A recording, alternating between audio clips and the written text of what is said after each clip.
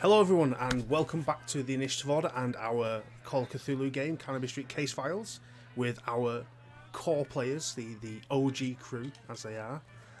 Thank you very much for joining us tonight. Before we get going, there's a few things we want to go through. Just want to give a couple of shout outs to our sponsors, as they are being very generous within the community. We have Session Zero Clothing, who are a really cool kind of modern take on D&D clothing, doing some very modern spins on styles. They've given us a 10% discount code, TIO10. Pop that in on the doodly-doop bit at the cart, and you'll get 10% off. As well as Norse Foundry, if you've got very, very fancy dice for all the goblins out there. Again, if you use TIO15, they will give you 15% off, kind of the name says it all, in the cart there, so you get a great discount there from them. Very glad to have those on board.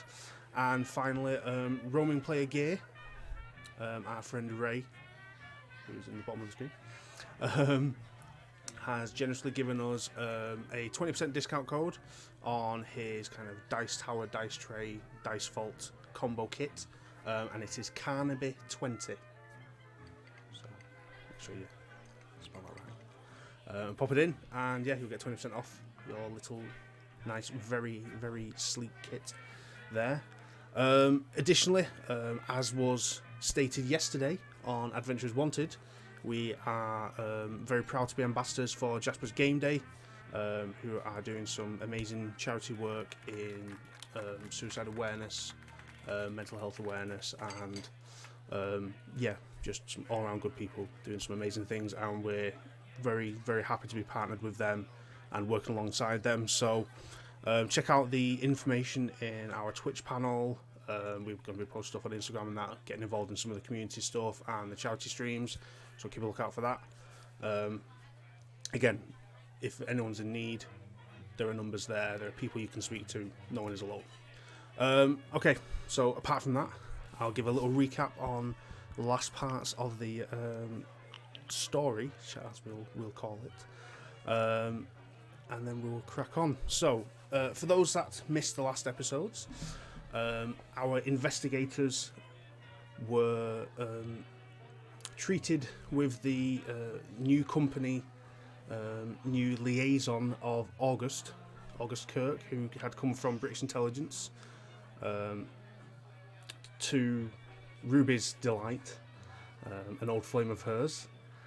He came as a liaison between British intelligence and Carnaby Street, and he had information for them in regards to possible cult activity, in regards to someone with the name The New Prophet, who was, which was a name they were made familiar with in their previous investigation in regards to the stolen Egyptian artifacts. This name had cropped up in a few memos.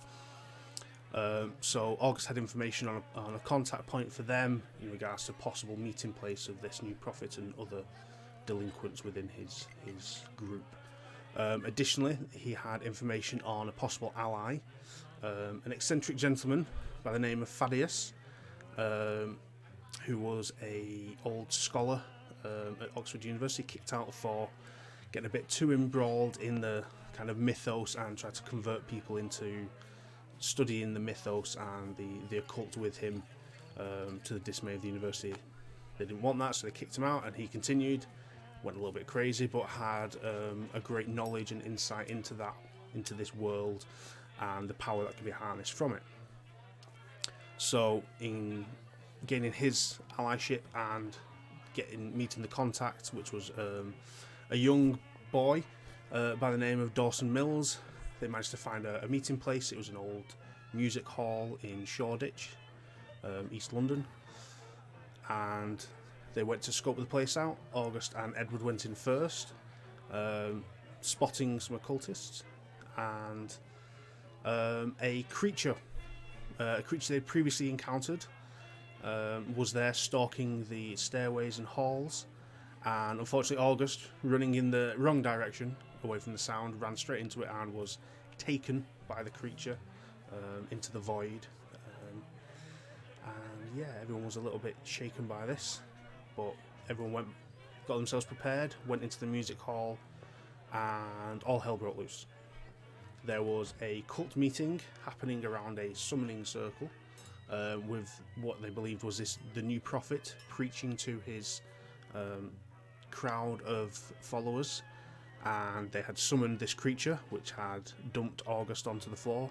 They bound him, and in a crazy idea to rescue August and deal with this, Alan decided to run screaming down the stairwell, whilst Ruby decided to jump off a second-story balcony onto the group, in a display of dexterity and skill. Or a belly flop. And a fight broke loose between the cultists and the group. Bullets were flying through the air. People were screaming. Spells were cast.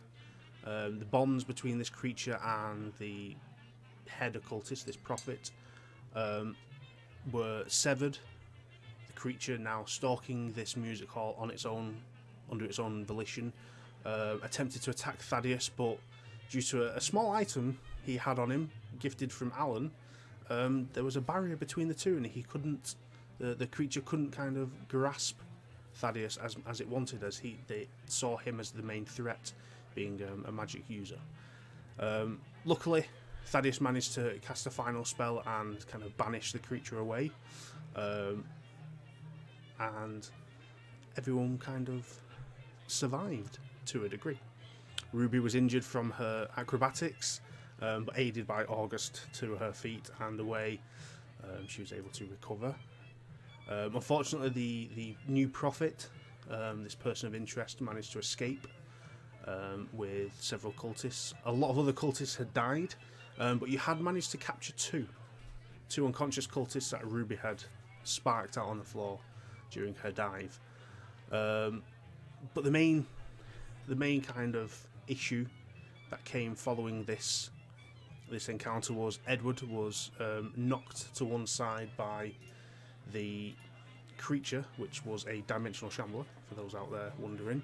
Edward suffered a massive injury, and he's going to have to deal with this now for the rest of his life, as he shattered his pelvis, suffered severe internal bleeding, and was inches away from death. So that's what transpired previously. So moving into today, we are now a couple months down the line from this encounter and this night.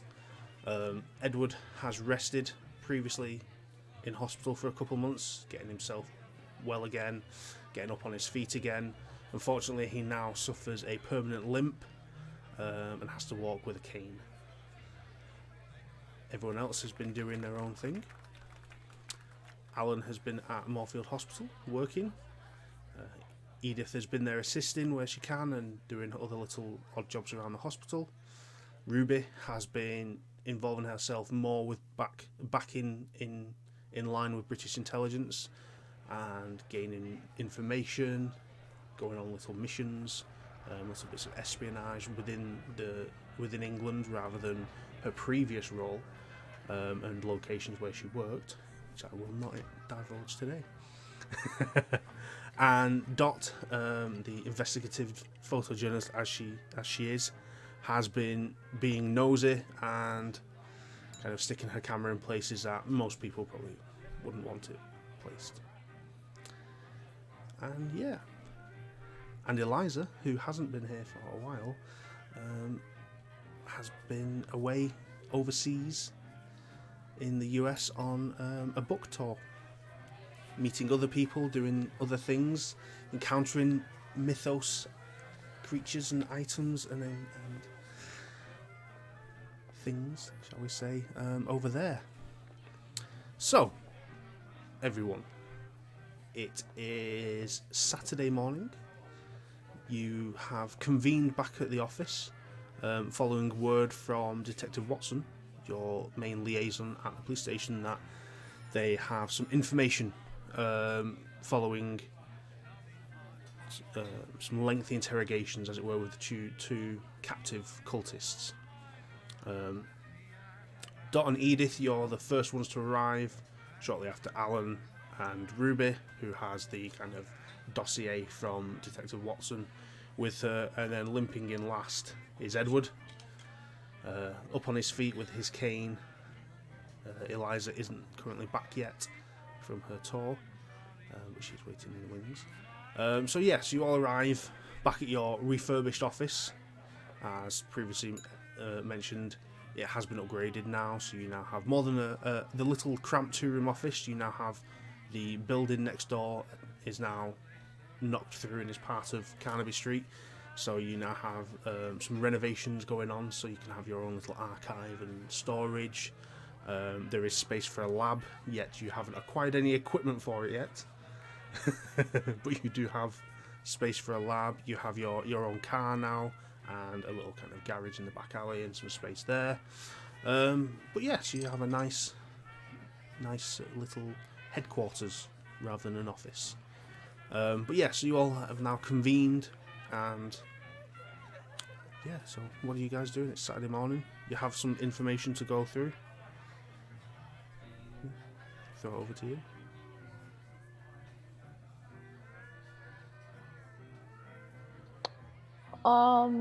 I'd like to go get some coffee, just to start off the morning, right? All right, Alan, did you see the new dossier that we have to work with today?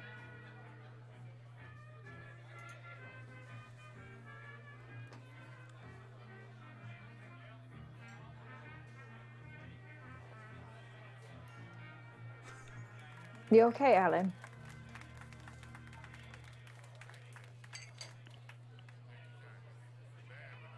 I apologize. It's been a long night. It's Apparently. How's the coffee coming? It's brewing as we speak. Good. I'm gonna go downstairs. I heard there's a part for a lab. There is, yes. The British intelligence did us a huge favor and gave us a bit of extra space, including an area for you to have a laboratory. Did they put any refrigeration there? I don't know. I haven't been here in a few months. I did ask for something I could possibly put something between the heights of 5 feet. No, never mind. What I'm gonna... exactly did you ask for? Freezer? For what? Things. Such as? Well, I figured since the last time we were with your sister, we did the autopsy there. Now we have a place we can do it here, and I can be comfortable, and nothing can bother us, and I can be left alone, and... So you want a freezer to put dead bodies in? Yes. Isn't that what a morgue is for? Well, nobody was asking me. Well, we can put other things in there. Such as? Food. Drinks. Large refrigerator for drinks. Lots of drinks. Would you like me to justify this to the British intelligence that we need a large refrigerator for drinks? Yes. Yes. All right. If we make it alive in this next mission from this dossier, I will talk to them about having one. Excellent. Well, I'm going to go get a cup of coffee. How do you take yours? Black, please. Black. Edith? Yes. Oh, always yes. I'm coming. Oh, come with me. Okay. And Lily disappears to the back. Edward, how's your leg doing? Well, it's still attached, so that's nice. Just move it a little bit slowly, but I think once we're back out there and I can stretch it out a bit, it should be all right. You seem like you're moving a lot better already. Well, luckily I had some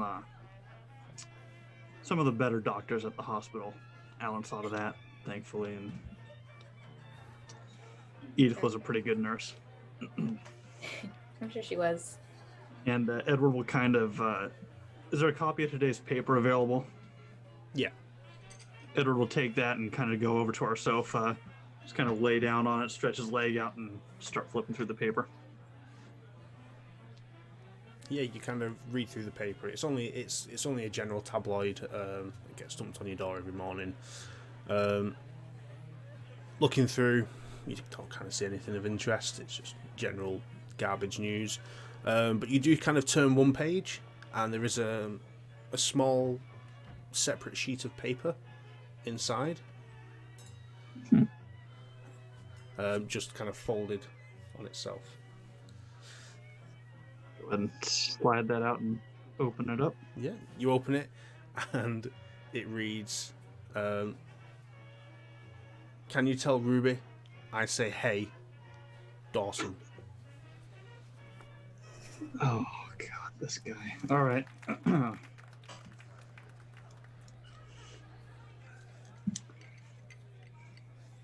I will just fold that up and just kind of tuck it into my vest and hang on to that for later.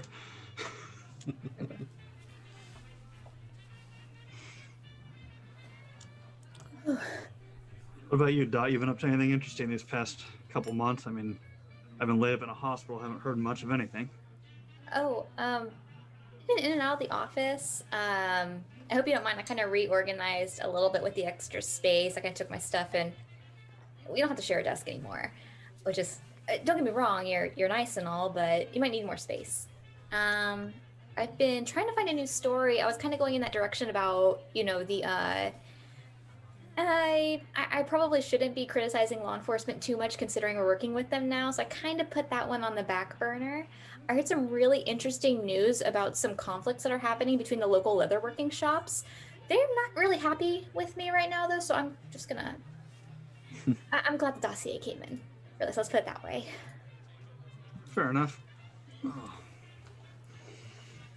Wait. Is that you, Edward? Hey, Alan, how are you? Give me 5 minutes. Hey, Edith, come here real quick. What? So, he's had a really bad accident. I don't know how bad his mobility is. I'm gonna just give him a little something to help with the pain. Can you help me out with it? He's been pretty good. Are you sure? Well, I've been at the hospital. Did you see his leg? It was almost off. Yeah, but it's not that bad. Then we'll do 2 options. Okay. I have this one. Hold on to this, and I give her my syringe. Okay. And then just in case, I'm going to put 2 tabs into the cup of coffee. I'm going to make sure I also stir it. And I'll put it to the left of the tray. And then I'll put Ruby's to the far right, Edith's to the far right, and mine as well to the far right. Okay, so in case, just hold on to that, and I'll just walk behind me. Are you holding this on a tray, or do you need me to grab a cup? Oh, no, I got the tray. I think I got this. And as you hand the syringe over, she drops it on the ground because she misgrabbed it. Oh, okay. Just follow along. And I open up I go to the back end of the door. Edward! Wait, the syringe. Okay. All right, give it to me. Okay. How's the hip? Little tender, but not bad. Well, I brought something from the hospital to help you if you were going to walk around. I was thinking about you the entire week. Everything's okay? You've recovered well? Take a couple steps. All right. Edith will pass Ruby her coffee. I will Okay. get off the couch and start walking around the room. Do you need anything for pain? I think I'm all right for now. Thank you, though. Okay, I'm going to go ahead and just tie my shoe while I'm at it then. Just put the syringe in my pocket. As he's tying his shoe, I'm just gonna take one of the coffee cups. I'm not really sure which one. I'll take the one that I think has the stuff in it, and I'll move it to the other side. Roll me just a straight percentage dice. Okay. 85. 85. Okay. You definitely, you don't know which one you've got. So I'm just going to put my hand to the back of the tray to grab my cup of coffee after that's been lifted out. And I just kind of look at him, take a good sip of it, and just kind of put it back. Walk up to Edward and just kind of hold his shoulders and just give him a really, really big hug. I'm just glad you're okay. I'm Me just too, really but, glad you're okay. I'm glad we all got out of there in one piece. Whatever the hell that thing was. Could have been a lot worse. I go to take a seat on the nearest couch and just kind of just sit there for a little bit. Okay. I'm assuming the medications are probably going to kick in later, but we'll go from that. Yeah, by the way, yeah, Alan has the laced drink. That's why he gulped. Totally going to get you back for this. That's you. All right. Are all of us here, or is there anyone else joining us? Has anyone from Eliza lately? No. Last I heard, she was doing that book tour. I'm not sure when she's supposed to be back. Well, then shall we proceed then with the dossier? Yes. All right. Ruby's going to open the dossier. Yeah, so you open it up and start piecing through the information inside, and straight away you see that this is interrogation notes from the two captives that you managed to apprehend following the incident at the music hall, and it's kind of the folder's split into two sections for each of them. One of them is actually a lot smaller than the other. This one just states unknown male, mid to late 40s, appears to be deranged, no information gained, moved to asylum in Yorkshire for the criminally insane, possible attempts to be made later. That's on one of them. And there's just a little very brief description on their appearance and general medical well-being. The other kind of section is thicker, and it says name given Rupert Jones, and then it's got underneath occupation mill owner,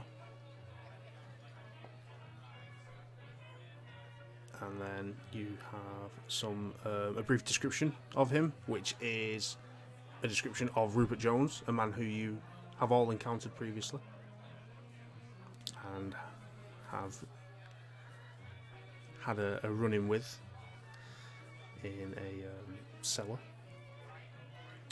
It states in the medical bit, it says suffering from bullet wound injuries, old. And then it says seems unhinged with a constant large grin. All conversations vague. Appears to be talking to multiple people in room when only one interviewing officer present. And then flipping through the next few pages, it says information gained, and then it kind of bullet points these sections, and it says new prophet has no name. Cult is called the Way of the Knowing Man. Possible routes in Eastern Europe, maybe Russia, unsure as yet.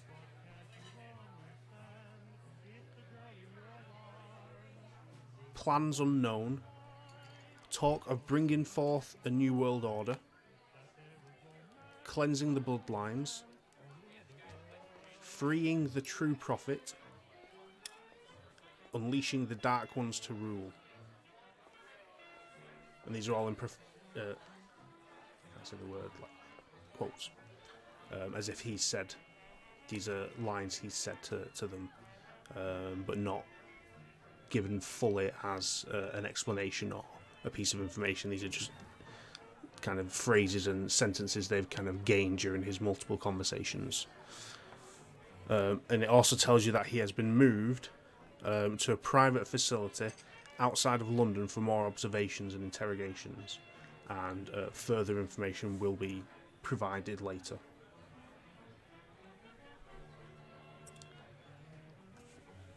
But beyond that, there is nothing else within the given folder. There's a lot of information here. Well, that's fine and dandy.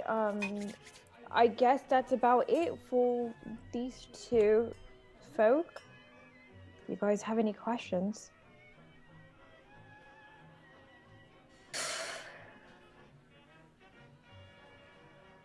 Got lots of information. One is mad, and the other one, a little bit of the stuff that we kind of know already, or what we found out already. Mm-hmm. Have we heard of this cult before? Cult's the Knowing Man, now that we know the name of this. Have we encountered that anywhere before or no? Previously, in previous experiences, no. You only know of this cult now through this information is basically referring to the cult that you fought in the music hall. And clearly Rupert Jones was a member of that cult. In your encounter with him in the cellar of his house with the stolen Egyptian artifacts, you did recover the tablet and you did recover the mask he was wearing, which did have a symbol on its forehead. That symbol you can now associate with the cult, that being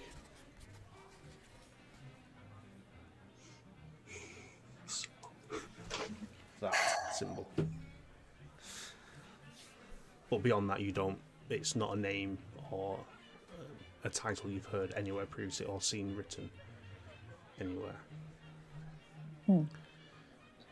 And Edward's going to kind of turn his back to the group and kind of kneel down like he's tying a shoe. I'm going to reach in and pull out that piece of paper and say, Ruby, I think this might have fallen out of the folder there. And hand it over. Make me a sleight of hand. Oh boy.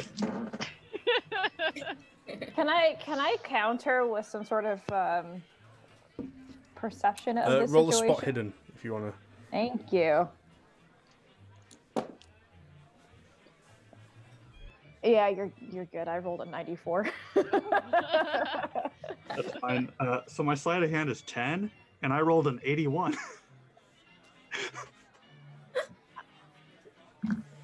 Those high numbers out now. Okay. Yeah, so you don't notice that he's pulled this out of his jacket and he passes it over to you. And what does it say exactly again? It says, tell Ruby I say hey, Dawson. Oh, where'd you get this note from? Oh, I just found it on the floor sitting over here. How did Dawson get in here? You tell me. I assume it fell out of the folder. Strange. I don't know how Dawson would get a hold of the folder, but okay. Hey, I guess I'll have to go talk to him later. I mean, Okay. Do you want to clear that with August first? Can we not have a conversation about August? It's been only 10 minutes that we've been here, and you have to bring August up. And as He was fairly helpful. And as August has been brought up, Ruby, you're kind of facing away from the door. And the door slams open. And you kind of get, as it slams open, you immediately, after saying that, get this sense of dread inside you. And you're like, oh God. And then walking in with a book in one hand and a suitcase in the other is Eliza. Good morning, darlings! Oh my god, I missed you all so much! I wish you were back. You were perfect timing. Oh, we have so much to share with you. I have to hear everything that's been going on. Oh my god, this place looks amazing. And I'm just so happy to see all of your faces and... Oh, good heavens, Edward! What happened to you? What happened? Why do you have a cane? I found it. After shattering my hip and pelvis and internal bleeding and being thrown across the music hall. Oh dear, we do have to catch up, don't we? Well, anyway, I'm just so thrilled that you're all here. This is I brought copies of my books for everyone, and I put down my suitcase that I open up. Obviously, all of my other like my luggage has all been brought back to my place. This suitcase is filled with copies of my signed book and random American candy. So I had an amazing book tour. America is so insanely weird and lovely, and just everything about it is so unusual and so much bigger, like larger than life. But my book was a big success, and I don't know if I got to tell you about it, but it is a mystery slash, it's a murder mystery slash romance novel, a big whodunit, you know, in more ways than one. It's called Bloodlust on Lover's Lane, and I got you all signed copies. And I pass them around.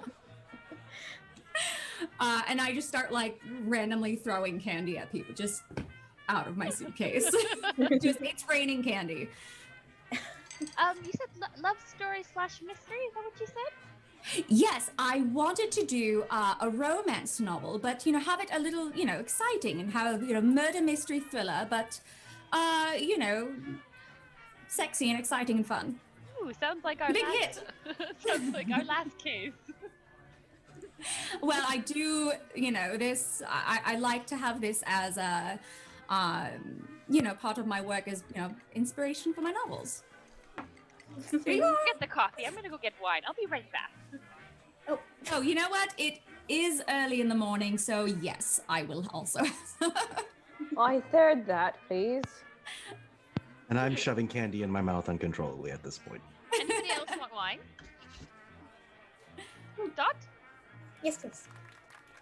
Edward? Eliza, it's nice to see you back again. Oh, Ruby, it is so lovely to see you. So, just where do we even start? Well, I'm glad it's not August. What month is it? It's not August. Oh, August isn't a month, it's a man. In her defense, it's also a month. Well, it is a month too. You know what I meant. Okay. Did you? Is this an ex-lover of yours? Wow, you are quite receptive. I can only assume this is my area of expertise. After all, there is no woman who would, you know, shrug so annoyingly at the name of a man unless he really broke her heart or something. Oh no, he didn't break my heart by any means necessary. No.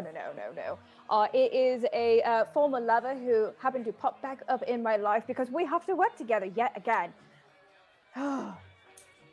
Splendid. He was along for the ride with us on our last mission. Do tell. Well, I feel a little as though I should have stuck around.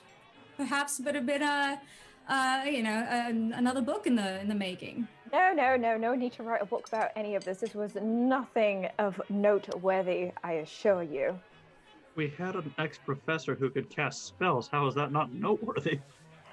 Oh, the professor is a lot more noteworthy than August. You guys look really cute together. Can we not talk about that? Oh. We are not Nonsense. cute together. Except you absolutely will talk more about that, yes. He's obnoxious. He doesn't listen. He took my desk. Where do I begin? He got us into trouble with the professor. We almost lost the professor. I was saving the rest of all you. He just seemed to happen to be there at the same time. I seem to recall somebody jumping off the second-story balcony. For you, Edward, please. You were going to have something wrong with you because that always happens in every single mission that we have, and therefore I jumped off the balcony so I could save your behind. Well, clearly it worked out great for me. Did you land on his hip? No, I did not, but I did fracture a rib, so... Oh, I guess it's sort of a tit for tat. Exactly.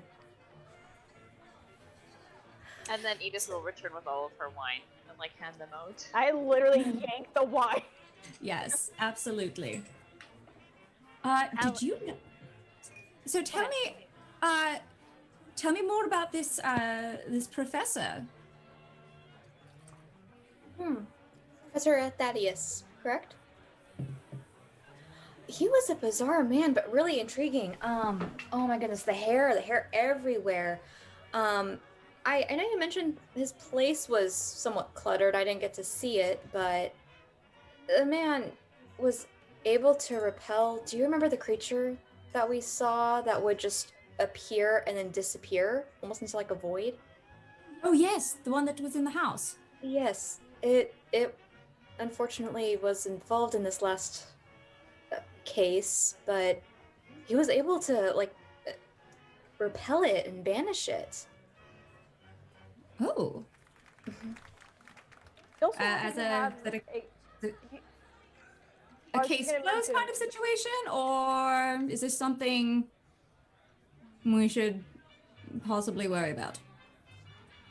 I don't think that it's something to worry about, but it's certainly to keep in the back pocket in case we need to investigate more. What I was going to say is that he did have a strange cabinet inside his house that he wouldn't let us touch.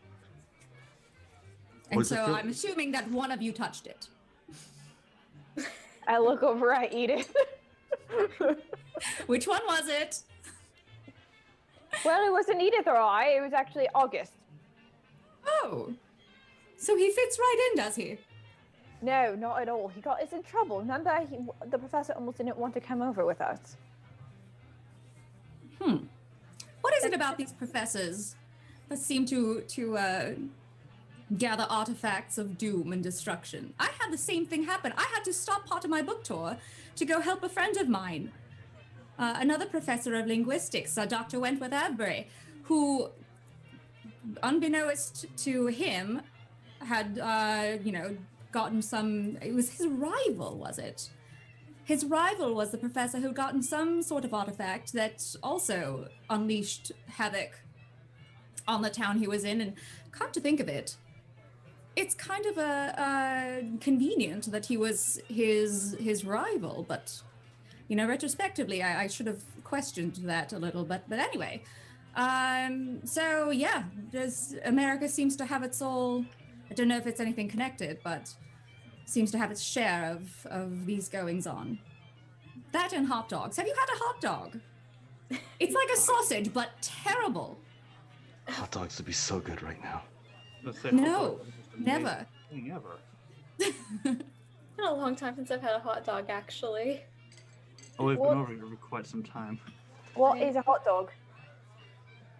It's like a sausage, but if if it was the parts of the animal that probably not from any animal you'd want to eat, got jumbled up into a sausage-like substance, and it's put onto a bread-like substance, but not quite bread. Like a sandwich.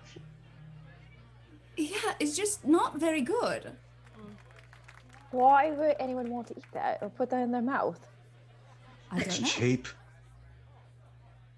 So you want to put something in the shape of a sausage that's cheap in your mouth?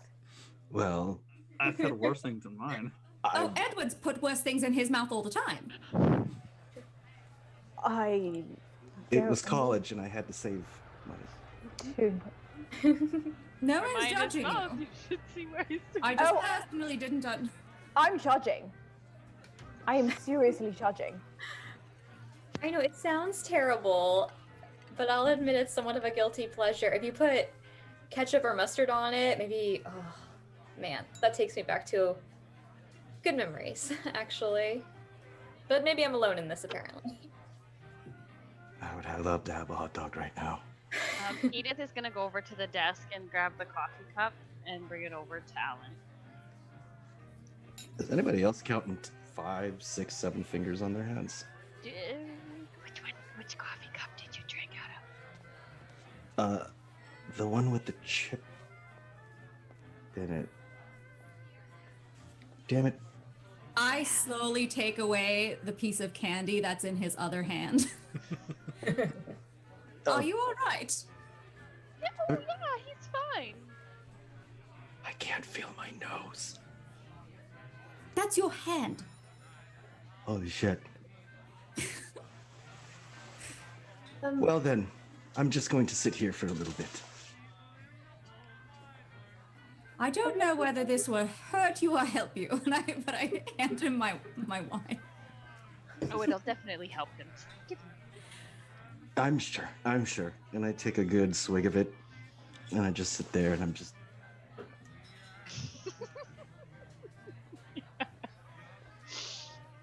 I've missed you all. Oh, it's so nice to see all of your faces again at Carnaby. It's so great. I'm so happy to see you guys all in one place. And all in one piece, except for Edward, possibly. A little bit Partially. less. We're Missing still a in one little bit piece. It's just some of it's glued together. It's fine. Oh, Edward, you'll survive. There have been worse injuries than what you've experienced. True. And even with that cane, actually, one of the most adept people I've known had used a cane. It was still incredibly agile. We could weaponize it. I could teach you how to fight with it. Mm-hmm. Might not be a bad idea, actually. I'll take you up on that. Excellent. I immediately regret saying that. I'm gonna get my ass whooped, aren't I? Yes, you are. But you're going to be better for it later. Fair enough. You know what? I think I need to make a few phone calls based off of some of the stuff that I've read, so I will be right back. What stuff? It's stuff in the dossier. Oh, we were getting put back to work already. Well, it was actually. I shall more need another wrap drink up. before. Yes, you're going to need a lot of drinks after what we've been through. But essentially, we captured 2 cultists, and I'm sure the rest of the group can keep you up to speed about the cult that we just discovered. But we have 2 people incarcerated, and I have some phone calls to make to see if I can make any contacts about this cult. So if you'd excuse me, I'm sure you all can catch up with Eliza and tell her everything that's going on. Yeah, I murdered 3 people. Don't start with that. Oh, well, never mind. And Ruby shot someone. Can we not start with that too? Yes, I shot someone, okay? I also punched somebody very, very deeply in the family jewels. Oh, yes, I forgot about that. It sounds like a great place to start, and we could work backwards. Yes, but I'm gonna go make a phone call, and you all can start if you don't mind. Keeper. Would we know where Rupert Jones's mill is at? Yes, you would, because you did attempt to attend there. In fact, no, you did attend the warehouse section previously. So yeah, you would know where his actual mill was. Yeah. Might not be a bad place to look if we want to learn more information. Just throwing that out there. Keeper, for Ruby, I'd like to go make a phone call to perhaps maybe some contacts that I would have had from a past life over in the more European sector, particularly in Russia, to see if I have any contacts that know about the cult. Yeah. What you can do as the kind of main body of contacts you have over that way wouldn't be within direct telephone connection. But you can make a couple of encrypted calls, as it were, to select people who can then pass on messages for you, and then they can then be relayed back later once received. Yep, I'd like to set that in motion if possible. Yeah. What do you want to? What message do you want to send out? I think the first one is just going to be a general who's out there sort of situation. Because things have changed probably in the last few months, so just trying to see who's going to catch my message before I relay the information about the cult. Okay. Yeah. That'll take you to do that. You probably spend maybe 10-15 minutes on the phone just ringing select people who can then pass on the different encrypted phrases, as it were, with the messages inside. Perfect. So while Ruby does that, I will presume the rest of you are getting Eliza up to speed on past events in your investigations and in your personal lives and the things you've been doing. I'm sure Edward's going to be showing off the painting he's currently doing. Oh yes, my beautiful mural to Princess, the fallen corgi. That he murdered with a book. Yes, Edward! yes. When you You see, murdered a corgi. okay, What's wrong with you? with Exactly all what I said when I found out. with all that we've been through, you walk into a stranger's house. Up at the top of the stairs, you hear and see this snarling beast that comes charging towards you. A baby. Snarling beast! Yes. Shoot first, ask questions later is apparently I Edward's didn't motto. shoot it. I threw a book hoping it would simply knock the creature unconscious. Unfortunately, I didn't realize I pulled out an entire frickin' atlas at the time that caved the poor thing's skull in. The poor thing, that book must have been twice the size of it. More like 3 times. Thank you, Doctor. It's okay. Yep. That's why I am immortalizing her in art form. Out of guilt, based. Oh, Purely out definitely of out of guilt. Is Absolutely. there more wine? Yes, there is. Do you want another glass? Please. Just the whole bottle, if you would. You should drink whatever the hell was somebody put in that coffee cup.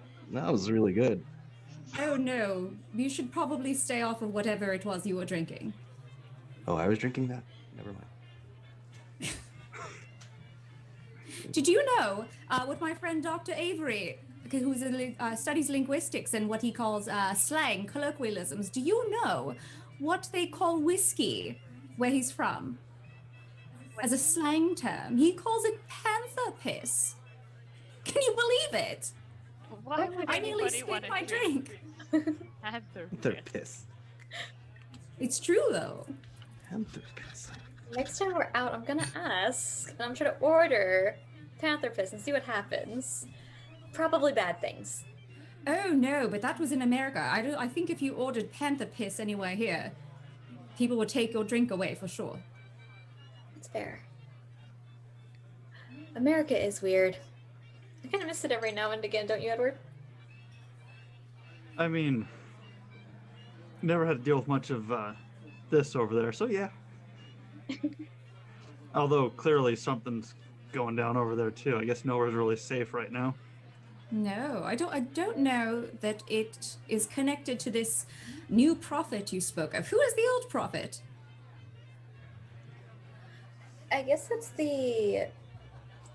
how did they refer to that prophet? Was it the true prophet or... Prophet. Is that what the dossier said? Bring the true prophet. True prophet? The true, not the new. The true prophet. True. Yeah, Yeah. they're working to free the true prophet, but the new prophet's currently leading this cult. So there's a new prophet and a true prophet, and And a possibly an different old one prophet. somewhere in the mix. They need to work on their specificity. Yeah, about they it. really need to work on their branding, it seems. It's highly confusing. For a cult being called the Way of the Knowing Man, they seem very confused. Yeah, they seem very unknowing, don't they? Yes, I would agree. Edith will come back with the bottle of wine and she'll pour it into anybody's glass who's empty and willing for wine. Alan? More wine? Hold up the coffee cup. Yes, please. You drink that all? Yep. You could drink it only if you could hold the glass. I'm probably not going to be able to drink this after. We have straws. Oh, you have a straw. I'll take one of those. And also, America has hot dogs. Cheap ones. I'm really hungry. We should probably get you some food to help with whatever you just took. Yeah, this candy is not going to help at all. Should probably get something substantial. That is fair. Out of curiosity, how did that coffee get spiked? Nothing. You should drink your wine. Alan, chew and swallow. Chew and swallow. swallow. You drink your wine.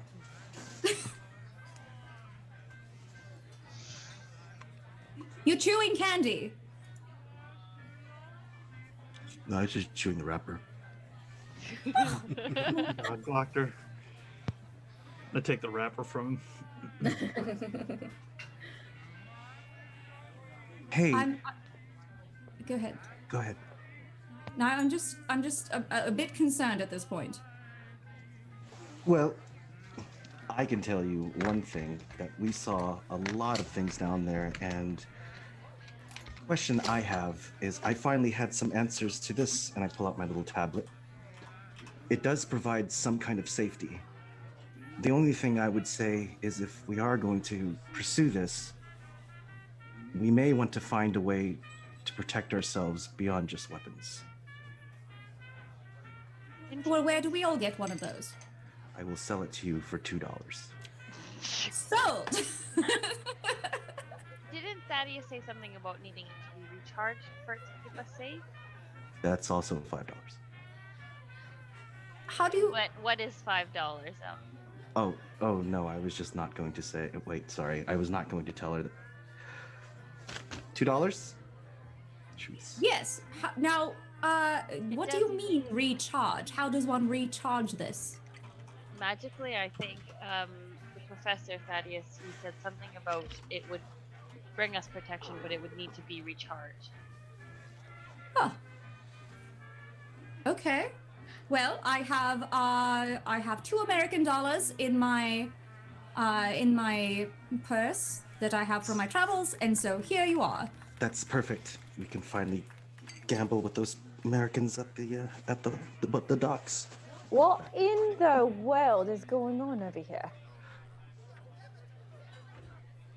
It's the fuzz. Don't say nothing. What is On our what side, is Ellen. fuzz? It's the cops. He might be referring to my career. Oh, okay. I see.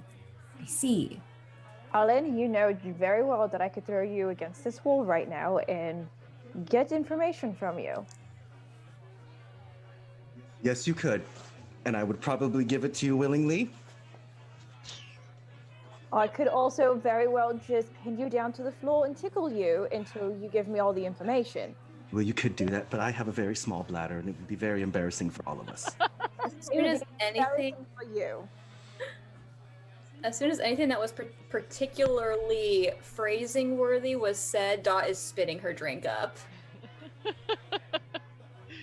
That's exactly what it would look like if you tickled me. I don't care what it's going to look at. I'm going to ask you one more time. What in the world is going on? What did you trade money with Eliza for? I needed the money because I found some people that were willing to gamble with me, but they won't gamble with pounds. They'll only accept dollars. So I needed it. Now you have the token for safety, and now I don't have to deal with it. It's not for safety if it's not charged, Alan. We've talked about this already. Well, I don't know magic, and the only thing I can come close to it was I tried to plug it into the wall, and I don't have hair on the back of my neck anymore. Did you have hair to begin with? Yes, I had beautiful black hair. Now look at this. All of it is gone, and it smells funny. Was it from trying to charge this? Oh, yes, I unplugged it and tried to plug it into the wall because we saw electricity come from his hands, but I don't remember what happened when I plugged it in. I woke up on the side of the room. So you think Eliza could actually do something with this, like charge it? He just I- wants money for gambling. Shh! This is the It's I safety. feel a bit confused, and also that I'm a little bit of an enabler here. I'm immediately regretting my choices. Well, we all regret things. I'll be downstairs with my clone. You what? Nothing. Alan, I will give her back her money. I don't think you should be gambling at this moment. Also, Alan, Ruby is our colleague. Not the fuzz, as you say. Well, she technically still is with, yes, but also our colleague. I'm sorry. What she said. I didn't mean to call you that. And hopefully there shall be no tickling for information necessary. For the both of us. I take mean, medication. it would be a good experiment. No, it won't. I've done the experiment plenty of times and it ends horribly. Alright, fine. No tickling. But you have to give her money back. Oh, he really doesn't, Ruby. It's fine. No, he really does. You're enabling him. Take it. Yoo-hoo. You know, Doctor, you could probably sell that signed copy of that book there for a nice penny if you do need money. Don't give him ideas. Also, that was a gift. I would never sell this thing. Go to the back, maybe there. I heard that. Oh, I get that way when I've had too much coffee. Hurry up and meet me. I think Who are you whispering to? I don't you're know. whispering very loudly. I could still hear you. Oh, okay. You should meet me in the back. Again. Right. No one's meeting you anywhere. Okay, fine. But I won't gamble. You know what? I have an idea. I think Vivi, Edith, and Eliza, we should all have a girls' moment. You two can go off and do your little gambling thing, and we can all catch up. And I will tell you the romanticized story of August and I if you want to know all the details. Every sordid one, yes. All the details. Ooh, I'm excited. Excellent. Keeper, do I have a couple of American dollars on me, being what I do for a living? You actually, if you head over to your desk here and you pull the bottom drawer open, you actually have under a little false bottom, being a spy, you have several different passports for different nationalities, and you have small stacks of currency for several different countries. One of those being America, so you have maybe $200 in dollars. Perfect. I'm gonna pull out a $5 bill, and I'm gonna hand it. To Edward. Take him gambling, but make sure he doesn't use it all. You call me an enabler? There's now a You reason just gave him why. more money than I gave him. There's a reason why I'm kicking them out. Very well. I don't trust you two going out without a chaperone, though. Oh, don't worry. We'll find August. Let's go. Oh, there's a chaperone. There's Dawson downstairs that I could go ahead and phone. Oh, he owes Can I me phone him? $2. You could probably find him. He's you have noticed he has been the one dropping off the paper at Carnaby Street for the past couple of weeks now, and just like he drops it off at the door and he's like peers in and then keeps walking. Yeah, He's just literally just standing outside right now. go get Dawson. Dawson will handle it. He owes me 2 packs of cigarettes. We got a ride. Let's go. Enough gambling. All right, Go. fine. We won't gamble, but we're taking the car. We have a car? Yeah. No, we don't have a car. Nope, not at all. Let's go get Yes, we have a car. Oh my goodness. We And have a car. Eliza, you have a desk. Your own desk. Oh, I cannot wait I'll to decorate this place. And me and Edward go downstairs. I already know where we're going to put the bar. Get downstairs, I assume, right? In the basement area? Basement area. Yes, Well, we have to walk so far. We should be up here. but it's better business to have down below. Oh, business. Oh, no, I just meant for us. Like a personal one. Got it, yes, a small version. Oh, right. Yeah, yes. Sure. Whatever you say, Eliza. Enjoy that. Yeah, the British intelligence will surely be okay with a bar inside our establishment. Well, the way I see it is all of our investigative work takes place outside of our offices. Fair enough. Surely there's no harm in keeping a few refreshments. Cheers to that. Like a staff lounge. There you go. Perfect. Good, that sounds official enough. Staff lounge. Staff lounge, yes. Excellent. Cheers Well, to our staff lounge. I look forward to seeing how you decorate this staff lounge. Oh, it's going to be lovely. It's going to look like, you know, like this sort. Chaise lounges and bar carts and all the like. As long as you have a little bit of what's that style of art? It's all these lines and I don't know. Abstract? Is it abstract? I don't know. It starts with a D. Deco. Art Yeah. deco. Yes, that. Oh, this place is going to look fabulous. Just wait. Excellent. All right. How much detail do you want to know about August and I? Everything. All right. Well, we met on a mission. He is much younger than I am. Much Ooh. younger and much Cradle rock. stupider. I guess. Did I mention how much stupider he is than I am? Stupider? Is that even a word right now? Whatever. I'm just going to keep drinking my wine here and make up words as I go. We went on several missions that were quite good. We certainly handled ourselves, but somehow he ended up falling in love with me. And I really don't understand why he would even do such a thing. It was just a mission. We were supposed to pretend that we were together. He was the American emissary, and I was British intelligence. At any rate, maybe I fell in love with him at some point, but I don't know. He's too young and too stupid. So I left, and I met my current fiance pretty close after that. And then the whole situation with my sister kind of came up. So August wasn't really a part of my life anymore.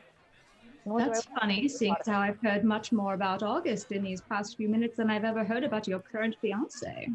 Oh, yes. Well, he shares a name with someone who is currently incarcerated, Rupert. Coincidence? I think not.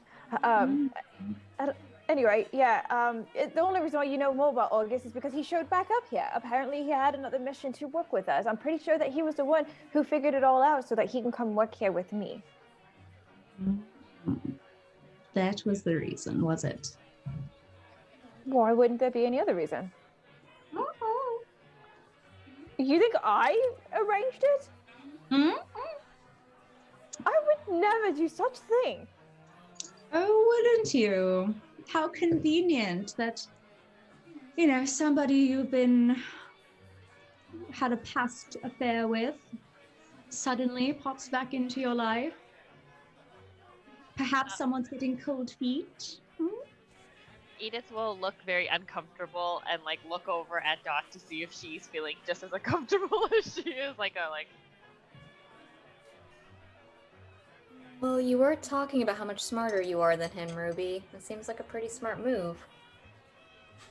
Yes, he's terrible. He is not a good match. Mm. He's not at all. Okay, enough about me. Edith, what's your situation? What do you mean my situation? Your love life. Situation. Oh, as a nurse, you don't have a love life. There's no time. Oh, please. So many doctors and staff members. No. Too busy. I'm much too busy.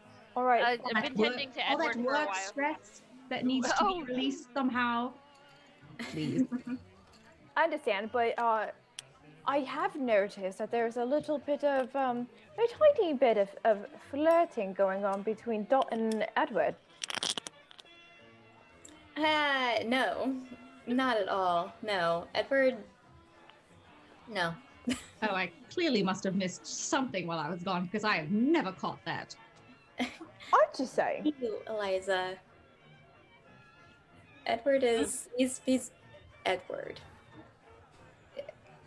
It's I think it's just the fact that we're both from America. It's I love it here, don't get me wrong, and knowing all of you has been amazing. But you know, I had my whole life back there, and it's just nice to talk to someone else who can understand that. Be homesick together, I suppose. Yeah. That's fair. I was just trying to see if there's anything there, but if you really want to talk about the romance with Edward, what's up with Edward and Alan? That's what I was wondering about too. They seem awfully close. I think it's cute, but that's Two just me. peas in a pod, those two. Mhm. So, Eliza, what about you? Book tour? Americans? Well, no, it's nothing. I never have nothing serious on my end. You know, after my ex-husband died, it's been. I just really found it hard to give my heart away to somebody else. So tragic. Poor Your Teddy. ex-husband died? What happened? Oh, well, he was eaten, you see, by a tiger. Or maybe it was an ocelot. I don't know. Terrified look on his face. Anyway, poor Teddy.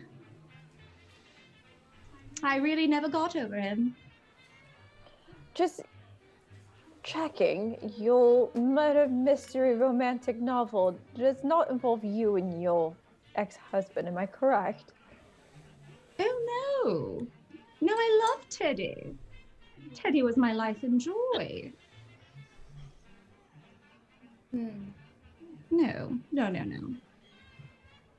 You know, my father, being as, families like mine are, his father was friends with my father, and so it was a natural thing for us to be together. Well, he's not much, but I would say he was a little bit older than me. But I loved him dearly. You know, it's just so tragic.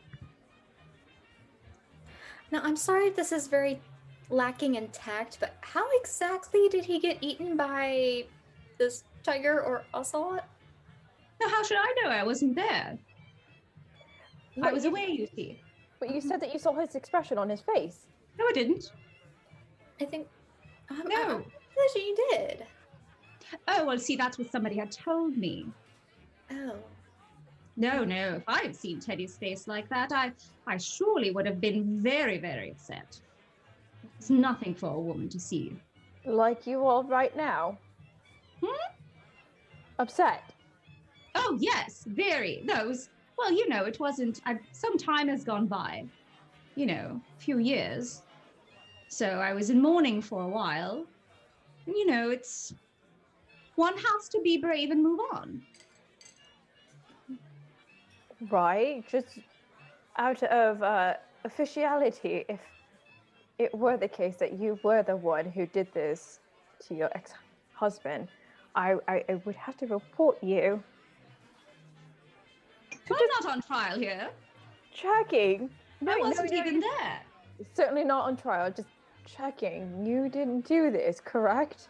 No, of course not. I was away on holiday. All right. You were away on holiday. Yes. Excellent. Well, speaking of holidays, Dot, you've been away from the US quite a while now. Yeah, it has been a bit, actually. How long ago did we all meet? It's been several months now at this point. Why did you leave? Oh, I needed a change of scenery. It's, just something different.